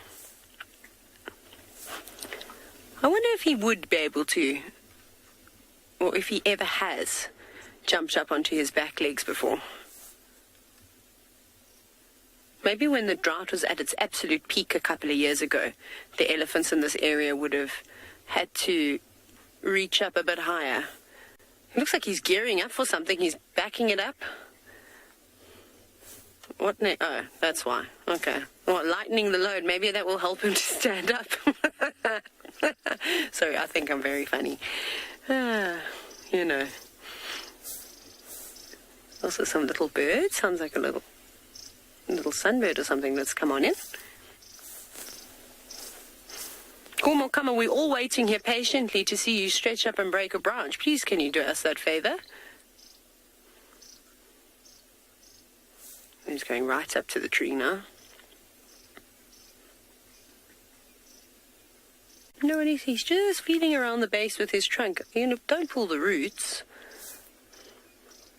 He was feeling one of the big roots. Look at that. Hi, big boy. Are you going to come to us? Okie dokie. Kumo's coming to say hello. I'm going to move out of his way. And while I do that, off you go somewhere else. Okay, bye, Kumo.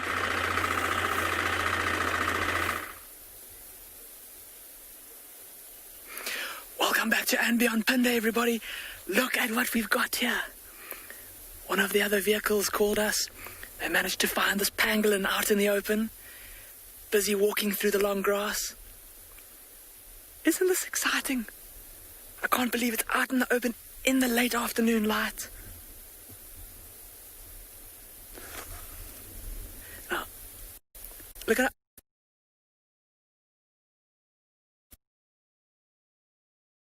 Legs. It's not a baby pangolin, but rather a satellite of wind noise in the background, a bit of a disturbance. Apologies for that, everybody. But as I was saying, satellite tracker that our researchers here have attached to this pangolin to help them to study them. Moving quite quickly now into that long grass, we can still catch the odd glimpse of it moving through the bushes. And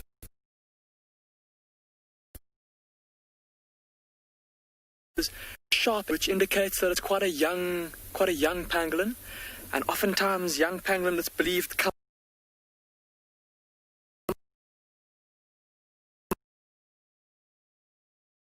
as opposed to it's thought to avoid competition with other adult pangolins, seeing as they can be quite territorial.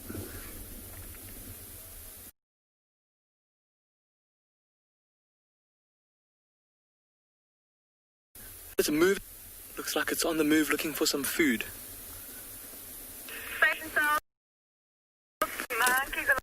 Everybody.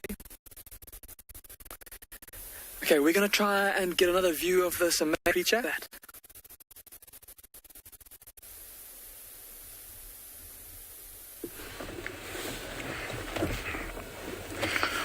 Yeah, welcome back.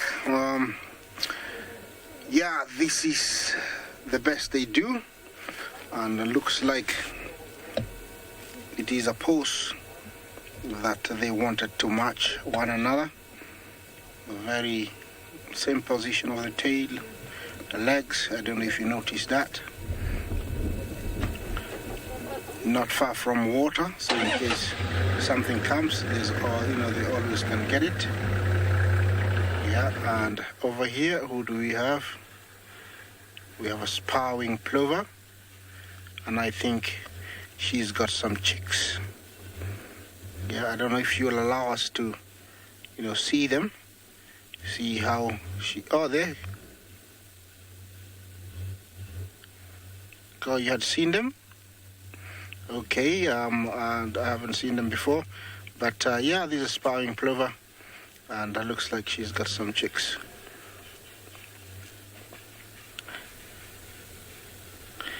Yeah, it's a very good area to be. And down there is, if you zoom in down there, James, you'll see there's some Egyptian geese with some goslings. I think it's the same one we've been seeing a couple of days. And, she's doing very well. I don't know how many there are this time. Yeah, you can see them there. They're growing very fast. Yeah, they are less today. So I think maybe many of them have been eating. Yeah, Nile monitor, young crocodiles eat them. I see two. It's rather sad because there were 10 about 1 week ago. So it's really sad to see them just 2. Okay, yeah, I'm staying with these lions. They roared a while, so others might appear.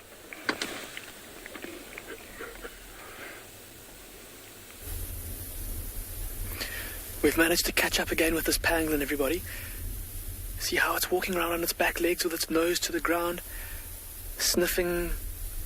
And as it walks, it'll be making this kind of sniffing sound, a bit like this. Busy sniffing, trying to find any termite colonies or ant colonies that it can feed on. How beautiful is that, though? How the scales are shining bronze in the afternoon light. Ooh, look how he's just stopped. No doubt to listen and to smell. To see if there's anything potentially dangerous around. Don't you love how he changes direction like that every now and then? Coming right towards us, everybody. He's going to walk into the shadow of the vehicle just now. I can't believe this. This is ridiculous. Kirsty says we're being charged by the pangolin. Oh, so look at that now. He's come into the shadow of us. And he's realized that there's something here. There we go, changing direction. I'm going to keep quiet. You might be able to hear him walking.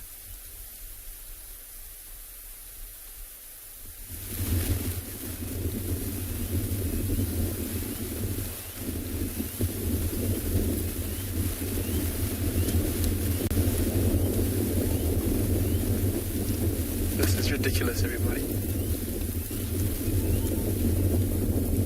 Going to walk right past the front of the vehicle. Obviously, we don't want to move because if we do, we'll disturb him. So we're just going to sit quietly here. This is unreal. Deciding it best to go around the back of the vehicle. Look at how he walks with his 2 front legs held together, almost like a Tyrannosaurus Rex. And it looks like he's going to come. He's going right past the back of the vehicle. Craig's going to have to spin around in his seat. Oh my goodness, everybody. This has just been the most ridiculous afternoon. Now, I'm pretty sure he's going back behind the vehicle. How ridiculous was that? I can't believe it. He's carried on down the road behind us. So we'll let him get a little bit further away from the vehicle because we don't want to disturb him too much by driving around a lot while he's so close to us. So we'll give him a second or two and then we'll maybe try for another view of him. But how crazy was that? Oh, okay, so just apparently a couple of you didn't get what was on his back. It was quite rushed. I'll apologize. I was very excited. Oh, he's come out in the open again. Sorry. So on his back, he's got those 2 little kind of blobs that from a distance almost look like a baby pangolin. That's where a mother pangolin would carry her baby. But it's not a baby. It's 2 tracking devices that our conservation team have attached to this pangolin. Here at Ambion Pinda, we've begun a pangolin reintroduction program. The first of its kind. No one's really done it before, and so it's very important that we monitor these pangolins, keep track of their movements. And there's, like I said, no one's done it before, so there's no kind of rule book on how to do it. And we're busy with a very intensive study of these pangolins that are in the area. They've all come from the illegal wildlife trade. Many of you will know that this animal is the most trafficked animal in the world, and so all of the pangolins that get brought here have been taken away. They've been confiscated from poachers and taken to a vet, and then brought down here to Ambion Pinda, where they've been reintroduced into the wild. And our habitat team are a very dedicated group of people that are putting in the time and the effort to get these animals re-established here in the wild. They did used to occur here. In fact, I think there was a record here from the late 1900s. But yeah, super exciting that they're back here in Maputo land, and how special to be able to show you this little pangolin on this afternoon. I'm speechless. I can't believe that it walked straight towards us like that. That was unbelievable. And even Craig, I believe it's Craig's first pangolin that he's ever seen, so yeah, he's pretty excited as well. You could only see the smile on his face. But that pangolin has carried on into the long grass behind us there. And no doubt, like I said, with it being quite a young animal, it's probably been out already feeding for the better part of the afternoon. like we said, trying to avoid the competition with bigger pangolins, adult pangolins that would come out at night. And so it's no doubt off to, or heading back to its burrow, where it will spend most of the rest of the day asleep, nice and warm.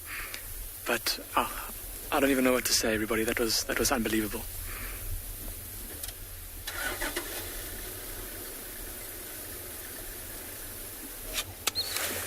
Well, thanks, Damon. How amazing it is indeed to see pangolins.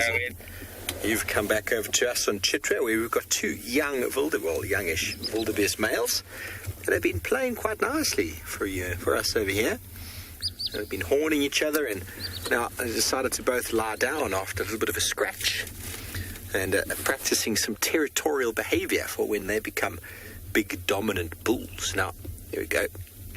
And the way wildebeest fight is they go down on their knees and then they present horns.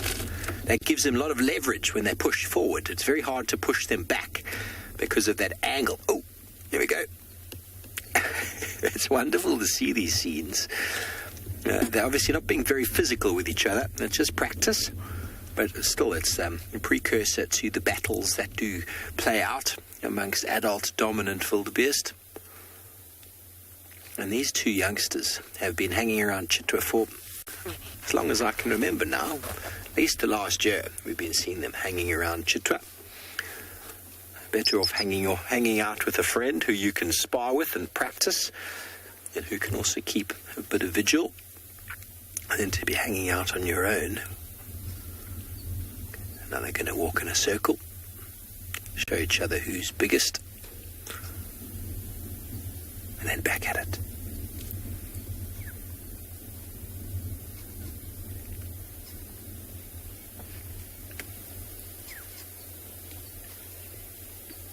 Different from the wildebeest you'll see in the Mara. Those are the white-bearded Gnus. These are the blue wildebeest, although there's nothing blue about them. Also known as the brindled Gnu. Those lines on the side of the body. That was all too much. Time for a drink. Thinking though, is there a crocodile there? Not sure.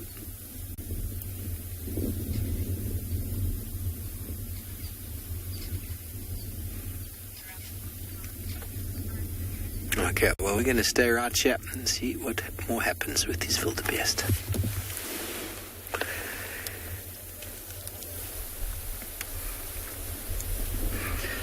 We've managed to find this pangolin again, everybody. He's in the long grass. We can just hear his scales brushing through that grass as he walks. Quite noisy animals. That's what I was trying to get earlier, was that sound of them as they walk. Those very rough scales on their bodies brush through the bushes and through the grass. It makes quite a bit of noise. And of course, if you're covered in scales like that, you can kind of just bulldoze through whatever you want to. And still kind of zigzagging up and down all over the place, using that very sensitive sense of smell to sniff out termites and ants. He'll be quite selective about the different species that he'll be feeding on. He'll be looking for mainly for ant larvae or termite larvae, both in mounds or even just. It's amazing to watch these little creatures feed, because as they walk around, you look at a piece of ground and you think, oh, there's nothing there, but yet this pangolin will go and start to dig there and start to feed, and then you go and examine the little spot where he's excavated, and you find that there's a whole network of tunnels down there, and this pangolin was able to smell that with its incredible sense of smell. Apparently everyone's saying that this pangolin sighting has made their day. It's made, I think, all of our days as well. I literally cannot believe that it walked to us like that. In my wildest dreams, never would have imagined. And it seems to be, like I said, it's zigzagging around quite a lot, smelling as it goes, and so we kind of get views of it every now and then, and it comes out into the open and then back into a thicket of grass. But it is kind of gradually heading up the hill, and up that hillside there's a lot of old massive termite mounds that have had big burrows dug into them that this pangolin might use.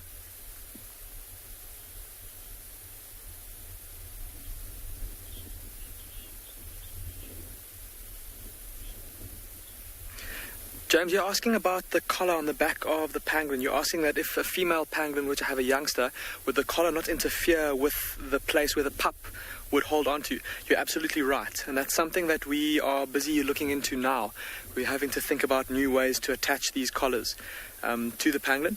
We do monitor all the pangolins here very carefully, though, and so we would know if one of the females was pregnant, and then we'd, like I said, we are busy working out a new plan for it, and then we'll definitely make sure that that collar is not going to interfere with that pup on her back. But it's amazing what these collars go through, just in terms of the wear and tear. Like just by walking through bushes and grass, they get really badly worn down. The aerials get broken off, and we're constantly having to work with the company that designs these collars to come up with new designs. And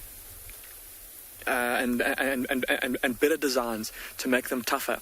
Of course, also, I don't know if any of you have ever seen a picture or a video of a pangolin being attacked by a lion or by a leopard. And because of the fact that, I mean, they've got that impregnable ball of scales around them and they just roll up into a ball when they're attacked, lions will often kind of hold onto them and try and get into their bodies. And that collar that's sitting on the outside like that becomes quite attractive as a chew toy for lions. Speaking to our researchers, they've often found, in fact, that pride of lions we were with earlier, they once found that pride surrounding this pangolin. The pangolin curled up into a ball, and the lions were busy chewing on the collar, and they managed to get it off the pangolin. Yeah, so having to kind of work around all of these things. And like we said, it's a new concept. No one knows how to do it. We're kind of writing the book as we go along, and constantly having to think about new ways to do things and how to improve it. But very exciting work being done here. And I've just got a glimpse of that pangolin. It's now moved quite far away from the road, and it seems to be making a straight, or heading off in a straight line up that hillside. So I think myself and Craig are going to leave this pangolin, let our heart rate settle for a bit, and then go look for some rhinos.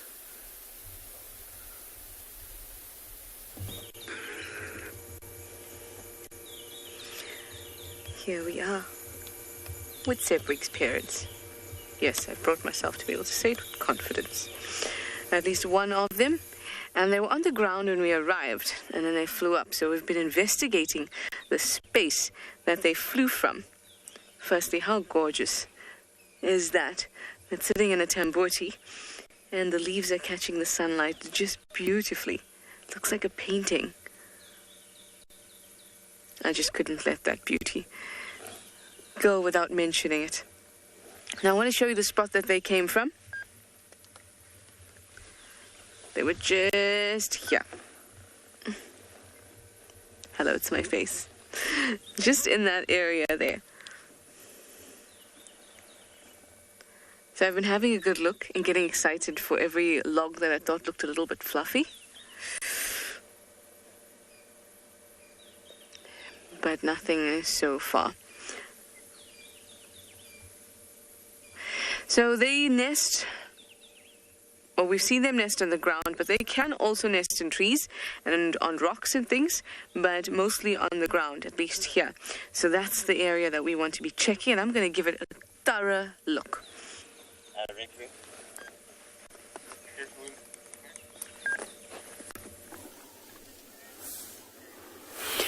So Sebastian and I have had a great afternoon. Just after we left the elephants, we stumbled across a colony of dwarf mongoose. So those little things that you can see there. Now, I know where these mongoose live. So they live pretty much in this area. But they've run about 100 meters now.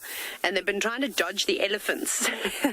And it's just so funny to see how they go from one point to the other. Oh, there they are, Sep, underneath this tree. Where are you going? Have you moved your dens now? There they ran to the right. So they've gone behind the camera. They're behind us now. I'm going to reverse, just waiting for the last one to pass. Go, go, go, mongoose. Sorry, elephants, you're not the stars of the show anymore because I also really like mongoose. Where are they? They're quite relaxed. So I think if we stop and we just settle for a bit. But it was so great. They were grooming themselves and each other. They were maybe about 1.5 meters away from the car, and then they ran straight past all the elephants. The elephants didn't even know they were there. But I think that they have moved where they live. Where did you go, mongoose? They've in one of these little log piles that you can see. The elephants have broken a lot of trees here. And then there were a couple of roads, so you can see some of them have been cut with chainsaws just to move them off of the road. And now they're just in piles. And it's a great area for dwarf mongoose or any small little carnivores, because they're protected, of course, by all the fallen trees, from all the raptors and things like that. But then also there'll be lots of things to eat, scorpions and millipedes and any other sorts of bugs. But now, of course, I haven't got a clue where the mongoose have gone. There's one behind us, but the others all cross the road. They're definitely here. I'm just trying to see which pile of wood they are at. I'm so sorry, everybody. Sometimes the things don't work out like we did, but we did have a great sighting of them. Come on, mongoose. Where are your friends? Oh, Seb, I don't know if you can get there. Let me go back. Yeah. I just don't want to... I'm going to keep scaring them if I move. Mongoose, don't run away. No, it's just us. It's just us. And there's lots of little pups. Quite a few of them. More than half of the size of the adults. Probably a bit less than that, sorry. Well, of course they're not going to come out. This is so typical. We sit with them when we're not live and they give us the most amazing sighting. And then when we go live, then they will just hide away like this. It's rather... Are they over there? It's rather frustrating. Oh, no, come back. You're going back to your original home. You've just made us do a bit of a run around, but I suppose that's just how it goes.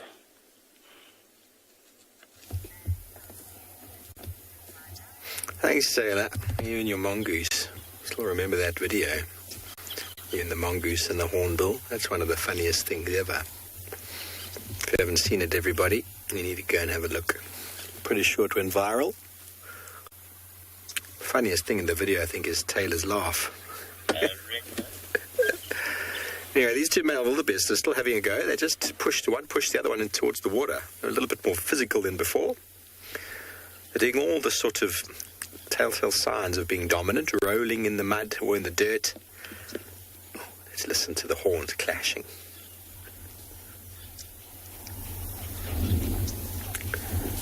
Okay, exerting dominance, lying down on the spot that they've defecated or urinated on. And the other one to try and get him up. Now we'll see them again. The one who's standing won't tolerate the other one lying down for too long. We'll give him a bit of a nudge. Come on.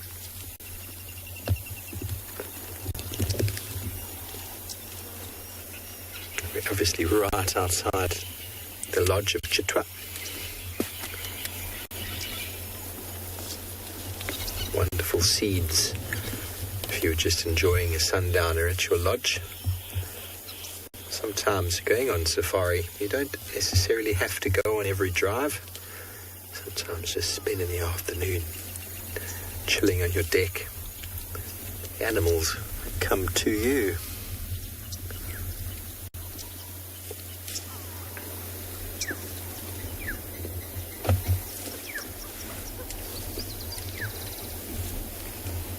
Okay, now they're both going to lie down. There we go, they're rolling in it. Typical male wildebeest behavior. You don't see females rolling around in the dirt. They lie down, of course. They don't roll. Males, there's a lot of visual communication in wildebeest, but lots and lots of olfactory, meaning smells. And so they've got glands below their eye, glands between their hooves, and then they also defecate and urinate. And so all of that in combination forms a smell that they cover themselves with, and they'll actually rub onto an animal they've dominated, a male that they've dominated, and even a female they wish to mate with or have mated with. They're really very romantic.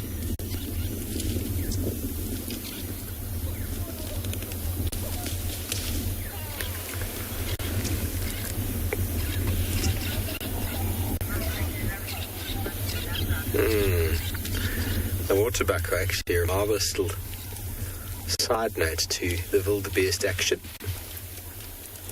They're a little bit more jumpy, the water buck. A whole lot of youngsters here.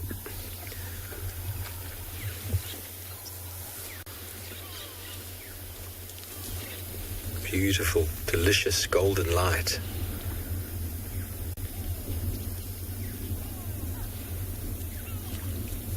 Yes, that's right. Delicious.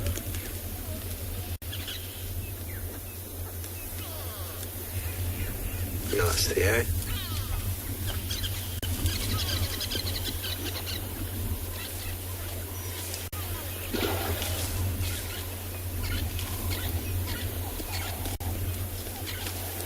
The male waterbuck coming behind this one. He's licking his lips. He's very interested in checking every single female in this herd.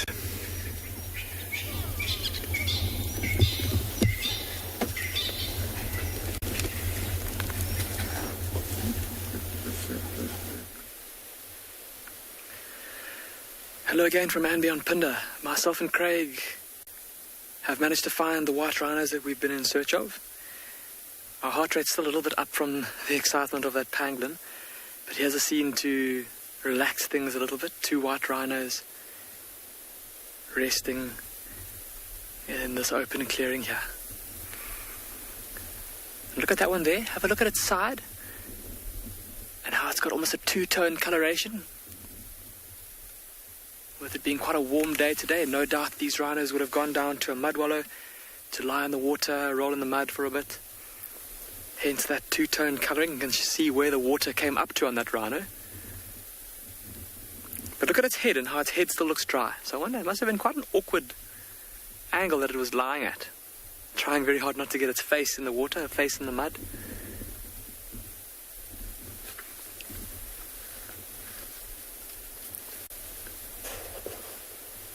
How those ears are wiggling around, listening to its surroundings.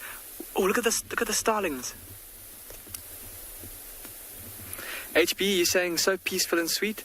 HB, I couldn't agree with you more. It's just the most picturesque afternoon here, and just extra special to have these rhinos in this golden light here. But have a look at that starling. Oh, look at that! It's picking at the side of the rhino. On the rhino, sorry, Craig. Yeah, on the rhino on the right. There's a starling that's hopping around, a Cape glossy starling hopping around at the rhino's front leg, now at its face, just under its eye. And it was picking at the rhino's skin just now. Almost behaving a bit like an oxpecker, maybe picking off some ticks or some insects attracted to the rhino, maybe even bits of dead skin. You can hear them calling as well in the background.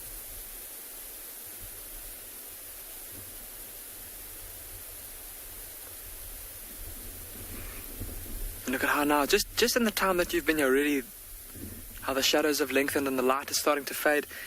The sun's starting to set behind us over the western horizon. I think these rhinos are probably just taking a bit of time out to rest in this cool breeze. It's been quite a hot day here today. Look at it rolling over.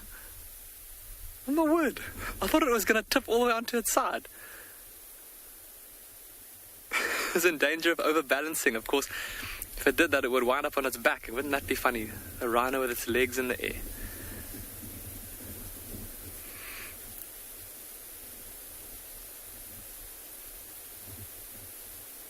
Look at the one on the right. Quite a bit. See how it's now lifted its head again. It's been quite fidgety compared to the larger one on the left. But now look at its eyes, how they've started to close. Resting peacefully in this open clearing.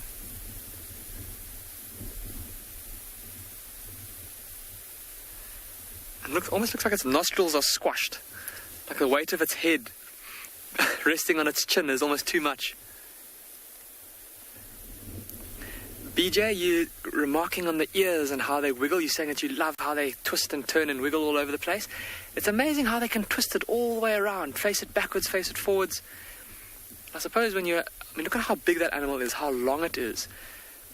To have to turn around and face the direction of a sound must be quite a challenge, quite a waste of energy and quite a cumbersome motion, especially if you need to freeze to use your hearing to help you to determine the nature of a sound that you're hearing. Is it a dangerous sound? Where is it coming from? What's making the sound? So being able to swivel those ears around like that is definitely helpful in that respect.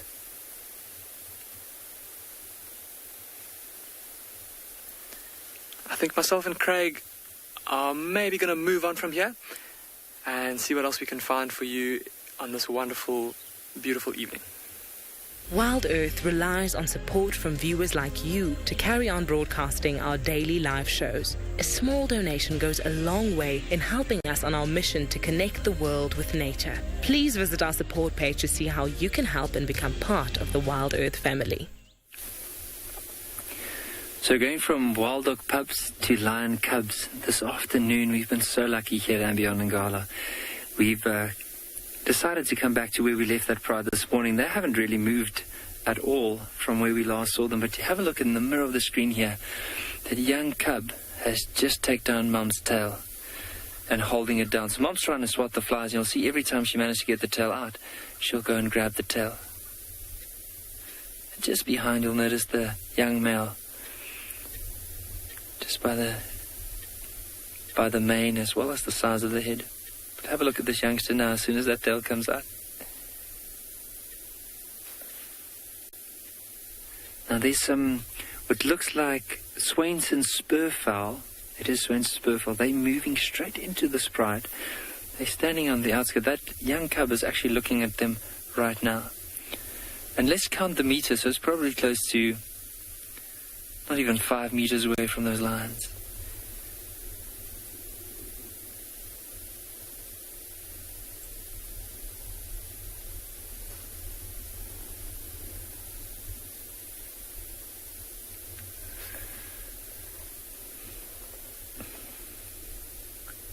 And there's also a lot happening. We're looking at this lioness with the Swainson spurfowl off to the left. That young female's gone up and she's going to go for a suckle.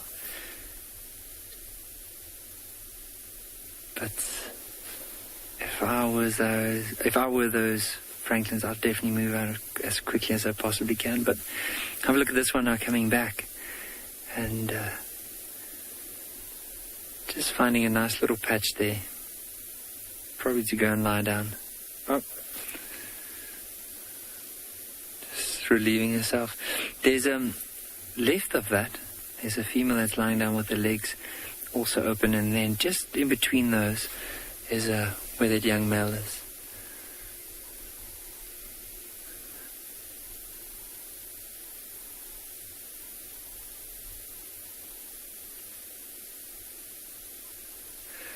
I don't know how well this is going to turn out for the other one, because they're basically having a fight over Mom.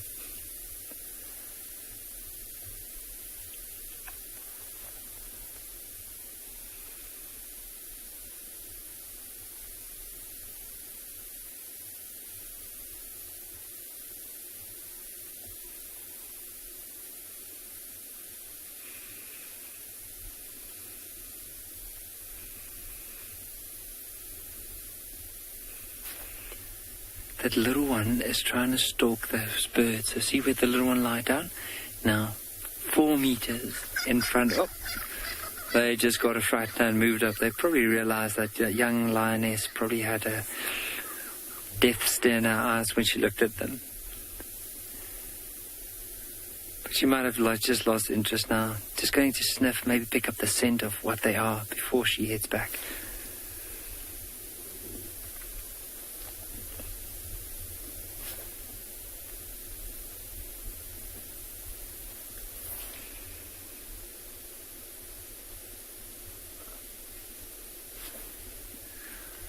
And I wonder if they are going to move this afternoon, if they're going to go down to the water, or are they going to be spending most of their time here?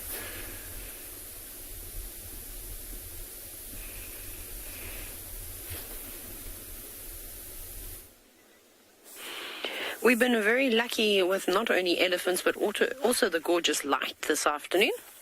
So we've moved around to Ndlovu Dam, right outside Eco Training's tented camp. And we've got 2 elephant bulls just quenching their thirst. Hello, elephants. One of you, the elephant that gave me a bit of a charge this morning, I wonder. I think, hey Seb, we actually thought that the elephants that we saw this morning were going to be here a lot sooner. But I think they've been taking their time just moving through the block, but it's so peaceful here. So I think let's just take a moment and hopefully you'll be able to hear the sounds of the elephants as they slurp up the water.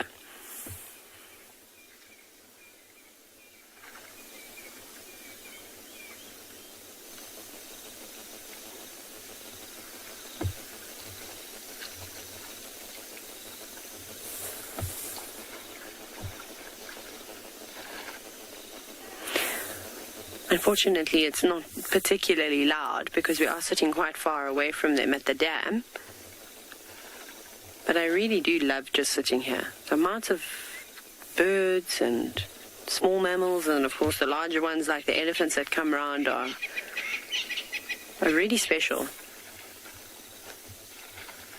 Has that one got a broken tusk? He does, does he?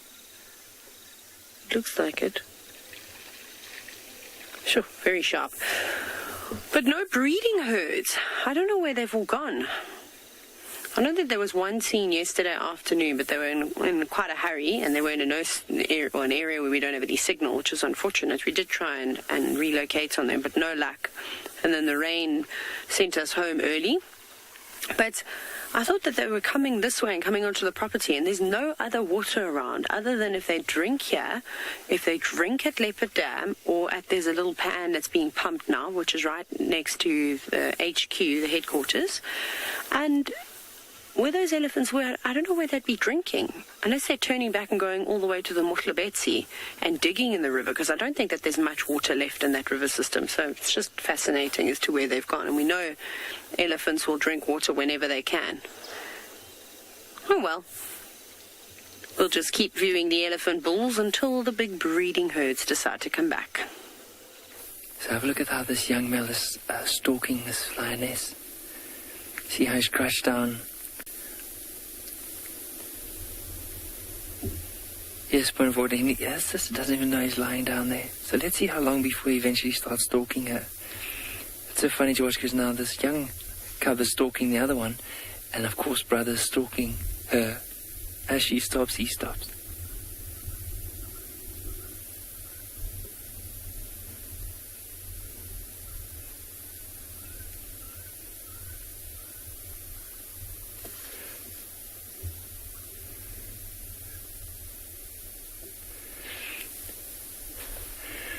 So it looks like the young brother, or the brother's losing the fight here. The sister's putting him straight into his place.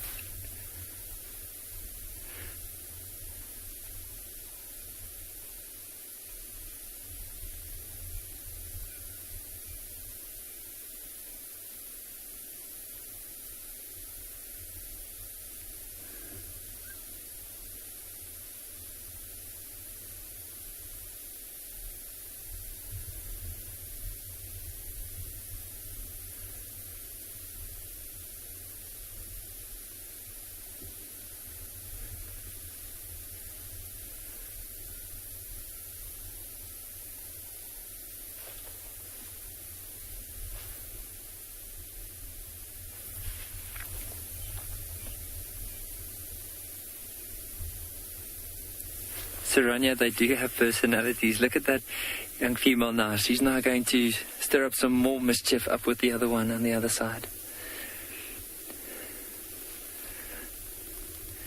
Now, earlier on, I saw her picking up a piece of blue wildebeest dung and eventually dropping it near that tree. Now, I wonder what she's chewing. Is she chewing a stick? Or is she chewing a bit of that dung again? Now she's turning around. She needs to decide who she's going to hunt now. Is it going to be the bigger one? Or is it going to be that young male? She is staring quite intently at him, though. There she goes.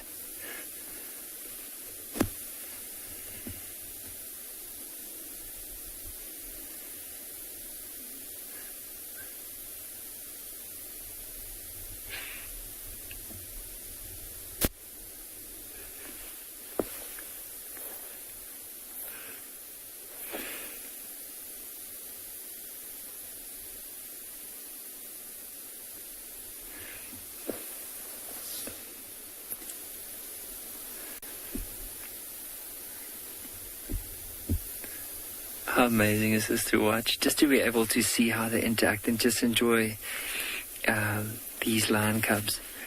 And that's often the pleasures of the bushes. The more time you spend with animals, the more likely something is going to happen. And even though you can come to these lions 20 times a day, there's always something different that's going to happen.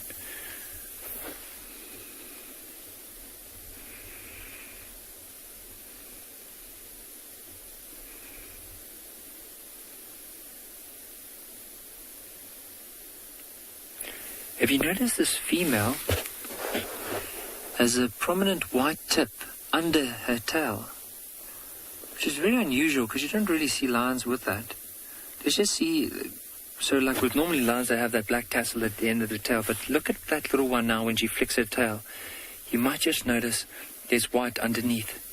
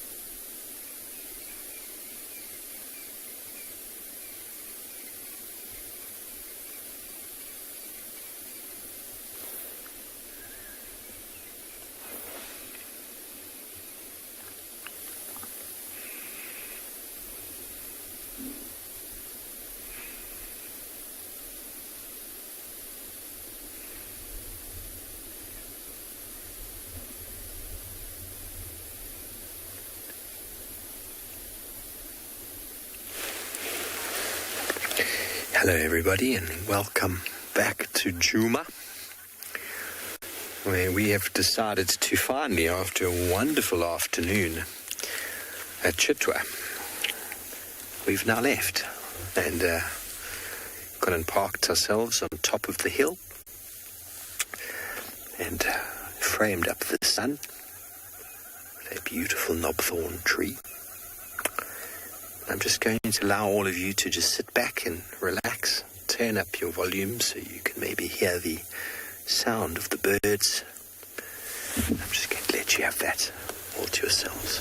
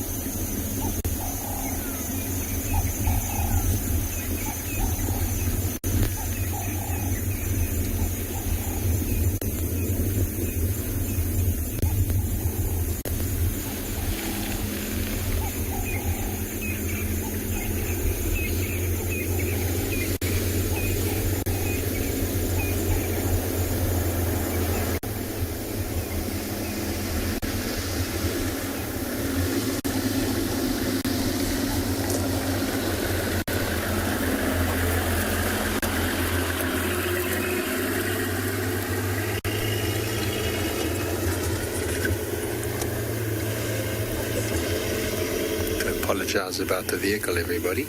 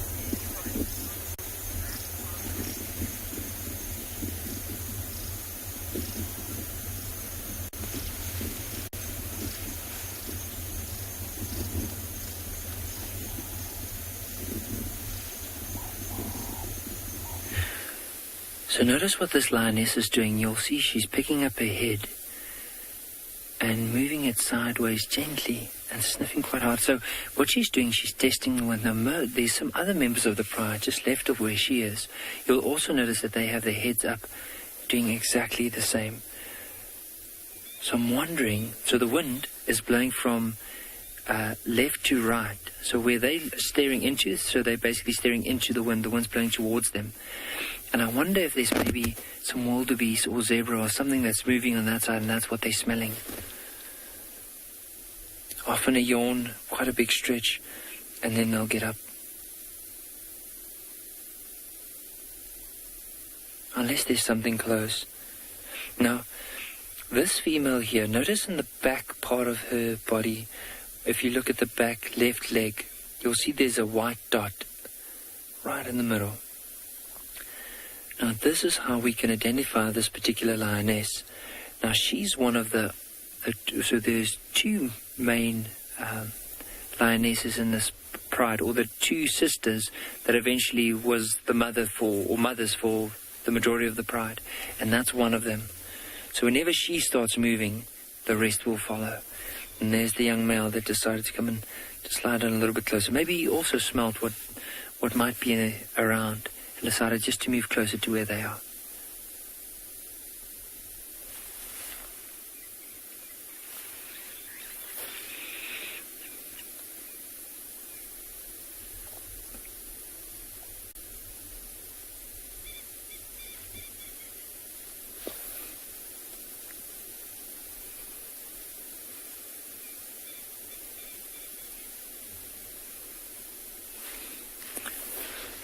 Notice that male as well. Look at how he's trying to sniff and test the air. Now, for us, we can't smell what it is. We can't see what it is. But for these lions, I can just imagine, depending on how strong the wind might be, but whatever might be on its way could be maybe even 100 meters or more further away from where we are now. And that's what they are able to pick up way before they can even see them.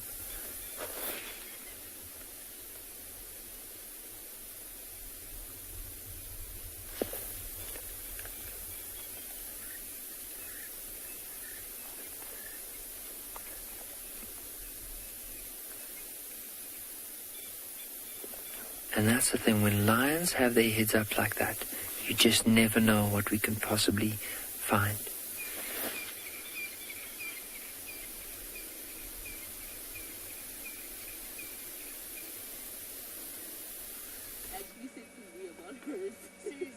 Absolutely, you can never know what's happening when a lion picks up its head. There's so many possibilities. Much like when these little cubs pick up their heads. Are they going to go into the den? Are they going to suckle? Are they going to run around, ring around the termite mound? We don't know. But things are very peaceful. I must also tell you that these two were the cause of my flat tire this afternoon. I had a very, very slow pressure leak. from the exact spot where these two were pulling at.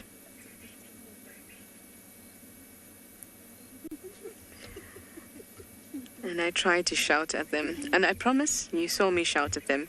And I was being very nice, but I promise I did get sterner, and I did bang the car and stomp my feet, clap my hands, all the usual.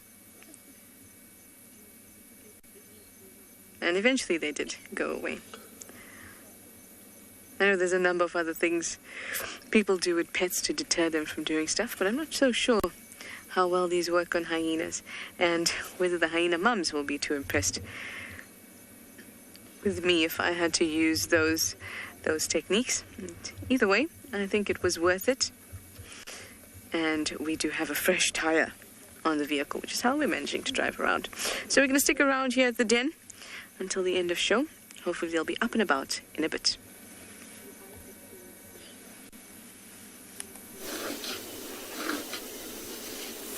We've got a very, very itchy but naughty elephant that I need to watch very carefully, because I'm almost certain, I just need to maybe check some photos, that this is the same, well, this was the first bull that we had that gave us trouble. This is not the one that mock charged us later on in the morning show.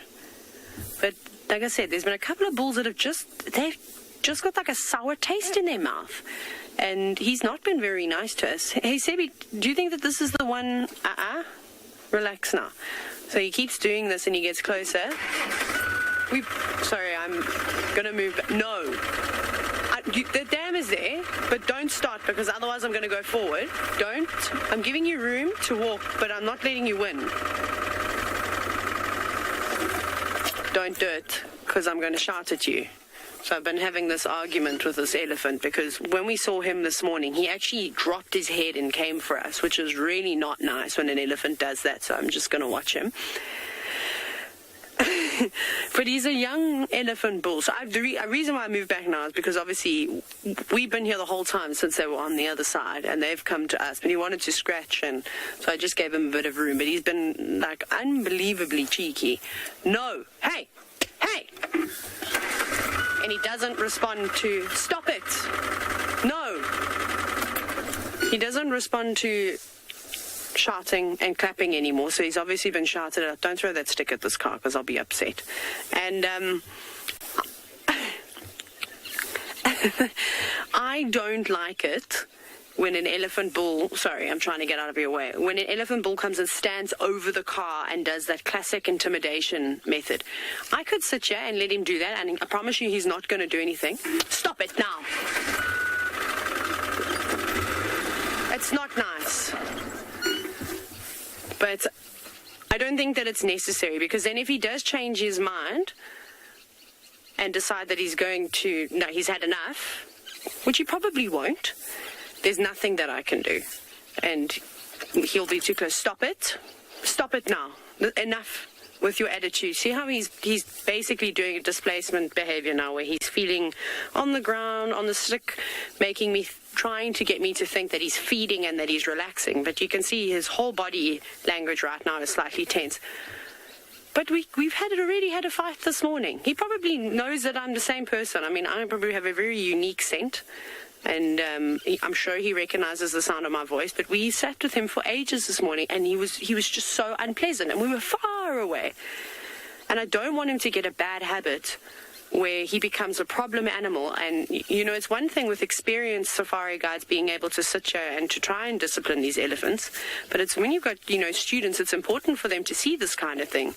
But they also might panic in the situation and make the wrong move. And, it might encourage an elephant like this to do something that it shouldn't.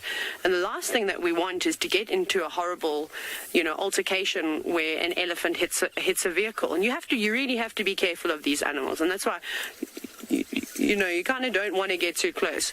So discipline is a very important part of I'm just going to go back a little bit, of an elephant's life. He grows up with it. Seb and I have been talking about this, and what this bull needs is for Kumo to come over here and give him a hiding. Gary. We heard a saw from the hyena den, and we have found Shudulu. So she's on the link road between Treehouse Dam and Philemon's Dip at the moment, which seems to be her usual path. Oh, look, have a look at this.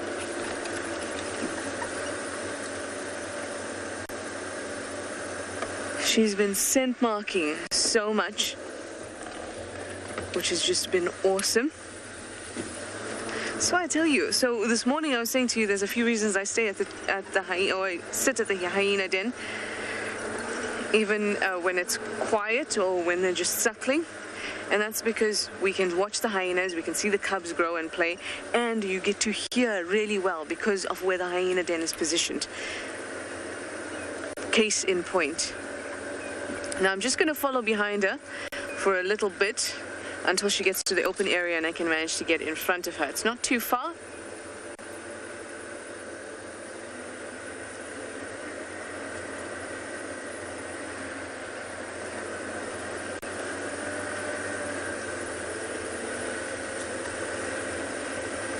Awesome. A leopard on the dam cam too. Steve is going to it. Great, there she has an open space.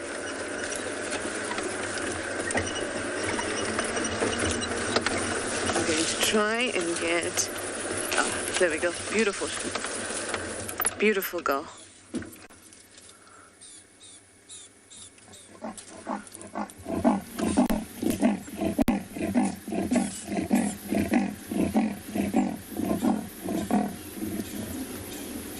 Amazing. Amazing.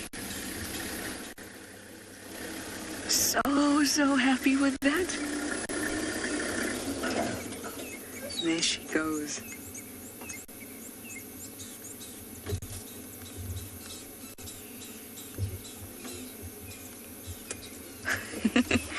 Okay, let me try and get...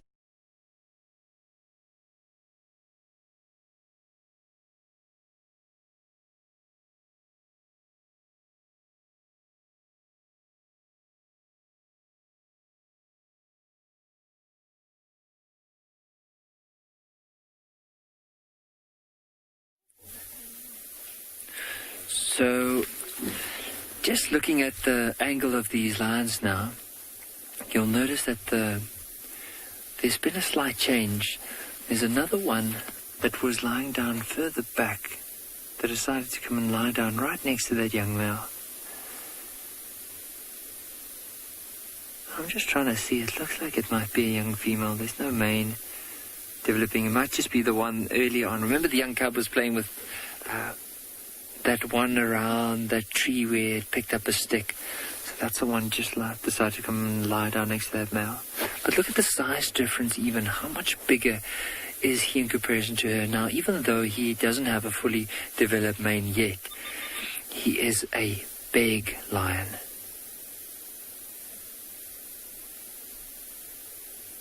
So I'm just enjoying.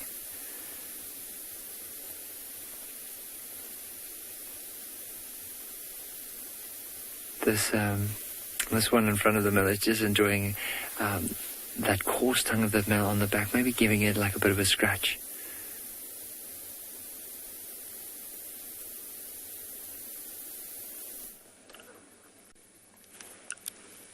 There she goes. She was right in front of us. Just got a few my leopards walking away from the arena.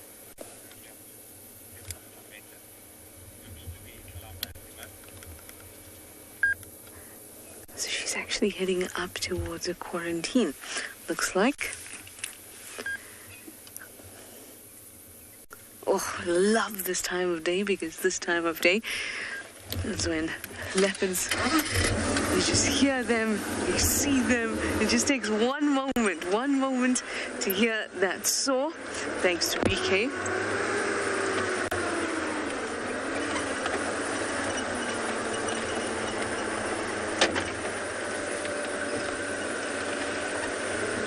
And we just came out, followed that sound.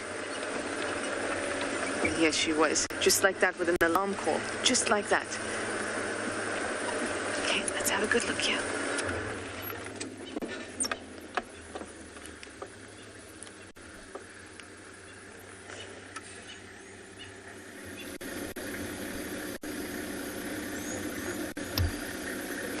Now, she's actually been frequenting Rebecca's Road quite a bit, which is just to the west of this Philemon's Dip.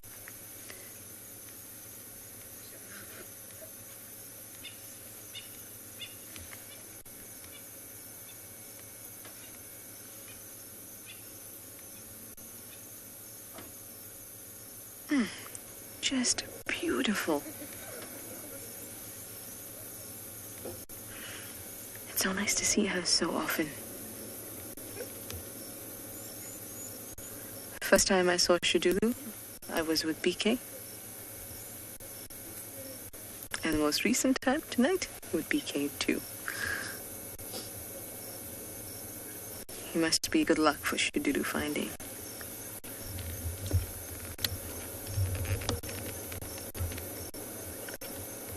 The coats of leopards are just magic.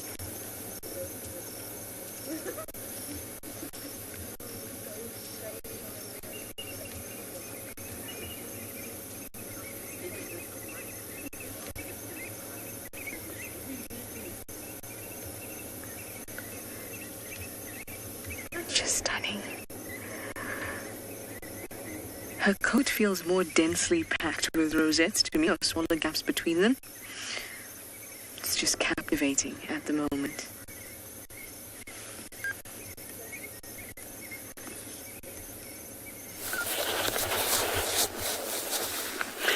All the talk of a breeding herd, and one has arrived, and it's Susan on the right-hand side.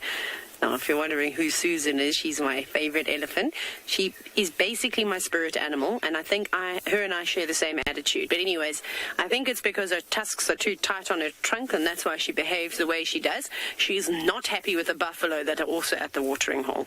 There they are, two big Duggar boys. And it's great because we've got like the whole family back. Tungsten, where is he?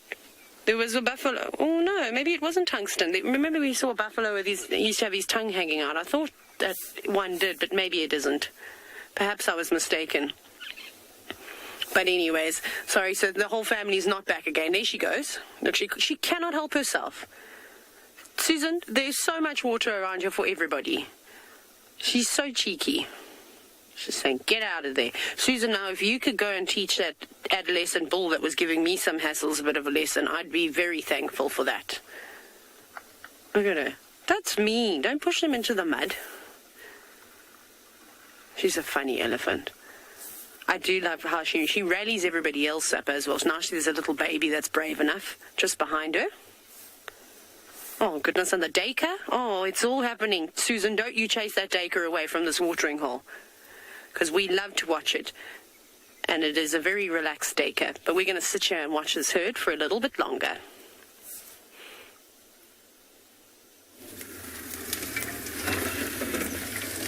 Welcome back, everyone. Thank you, damn cammers. We have found Thalamba. That's where I'm ducking out the way. She just called everybody. Such a ferocious call. It was quite something to see. I've never seen her call before. Well, actually, I saw her call once before. It was a little half-hearted. And then she looked around sheepishly as if she was unsure of what she'd done. And now she did a proper call. And it's probably in response to Shadulu.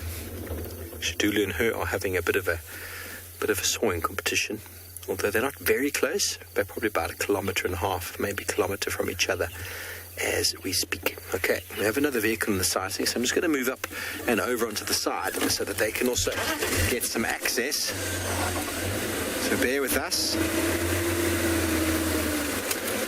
She's going to scent mark all the bushes along the way as she goes.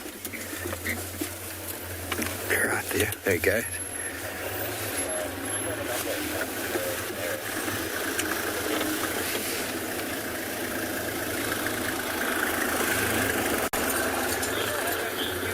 Okay, so we're going to have another vehicle in the shot, so...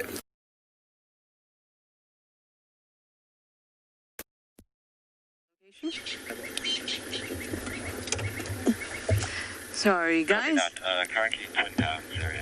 But then we have our leopard here. I'm just informing the other stations about what's going on.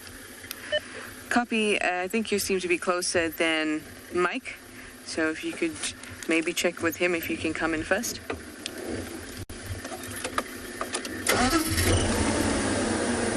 Might come in for the shuttle. She really likes this area. This is the exact same spot where last time I found where we had her in the dip. That is the exact same spot. All right, there we have a nice view. It's a bit far, so I'll let you know.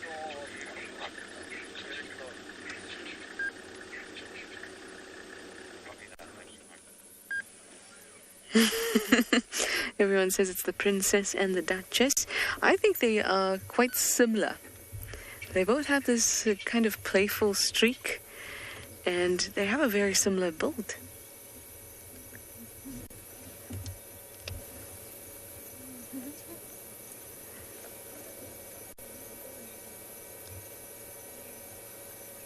And they're both quite large females. I think they look strong and elegant, both of them.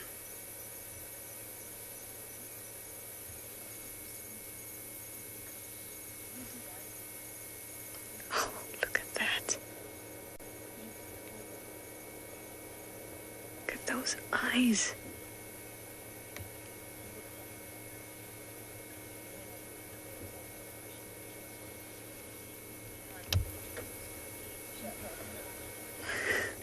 Janet, you say now you just need Tandy and Tingana to pop in? Oh, I hope so, Janet. Tingana especially. I've been thinking about him. I mean, I'm thinking about all of them all the time. I'm just going to move forward a tad so we can see her past this bush.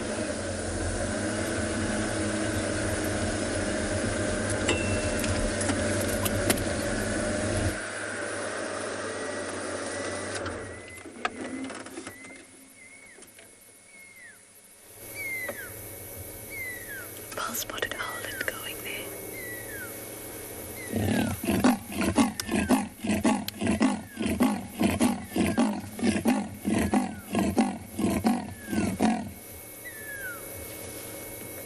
That is what I'm talking about. Yes, please. Thank you, Bush.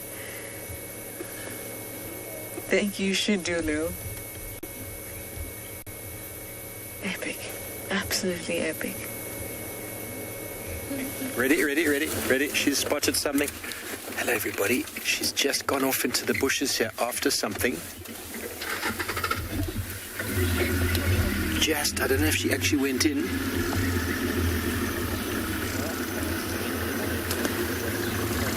She spotted something. I don't know what it is.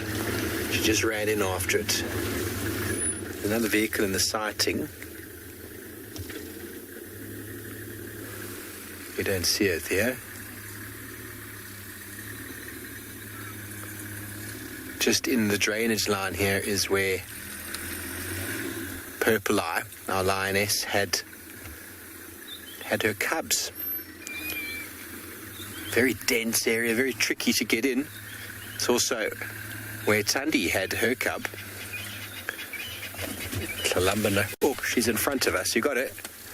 Yeah. Did she run, eh?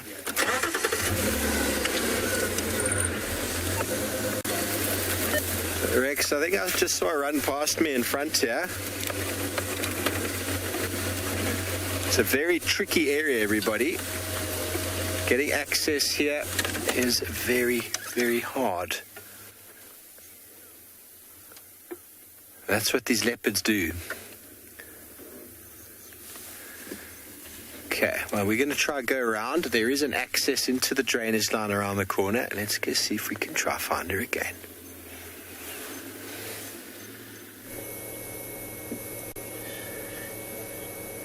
It certainly is what leopards do, and Kalamba is especially good at it, and Shidulu is too, which is why right now she's being very obliging.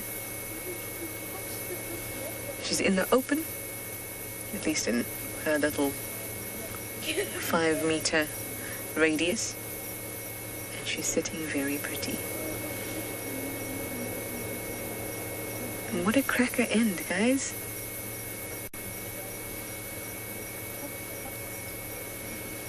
Love it.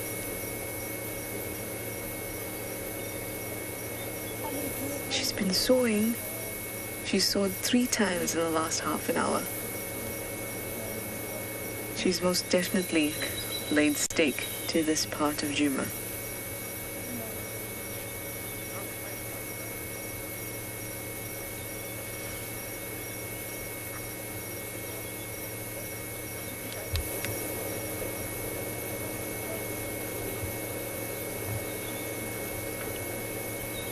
Look at those eyes, look how wide her pupils are. Trying to collect as much light as possible because it's being lost very quickly. Just a small band of sunlight left.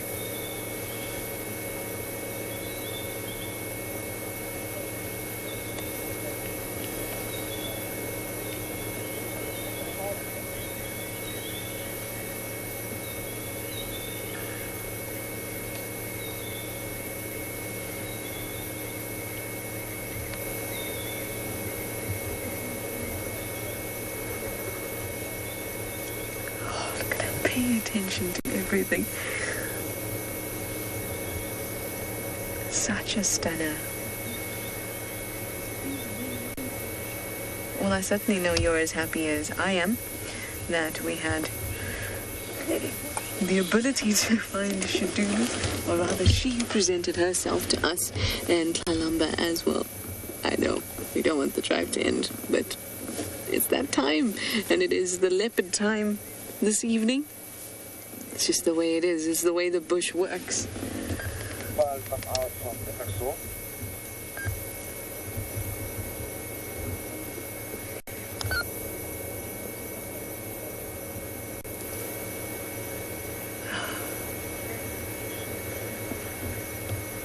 Amazing. Amazing.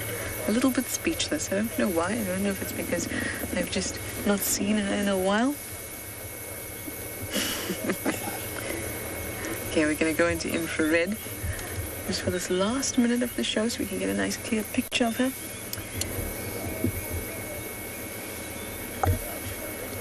And there we go.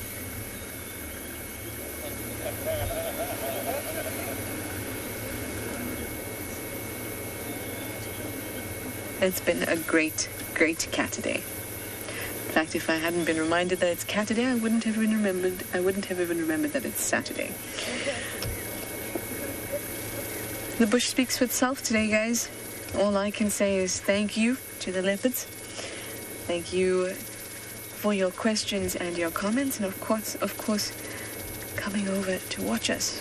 Now we just need her to soar, to say good night from us all. No, it's just going to be me saying bye-bye and see you in the morning.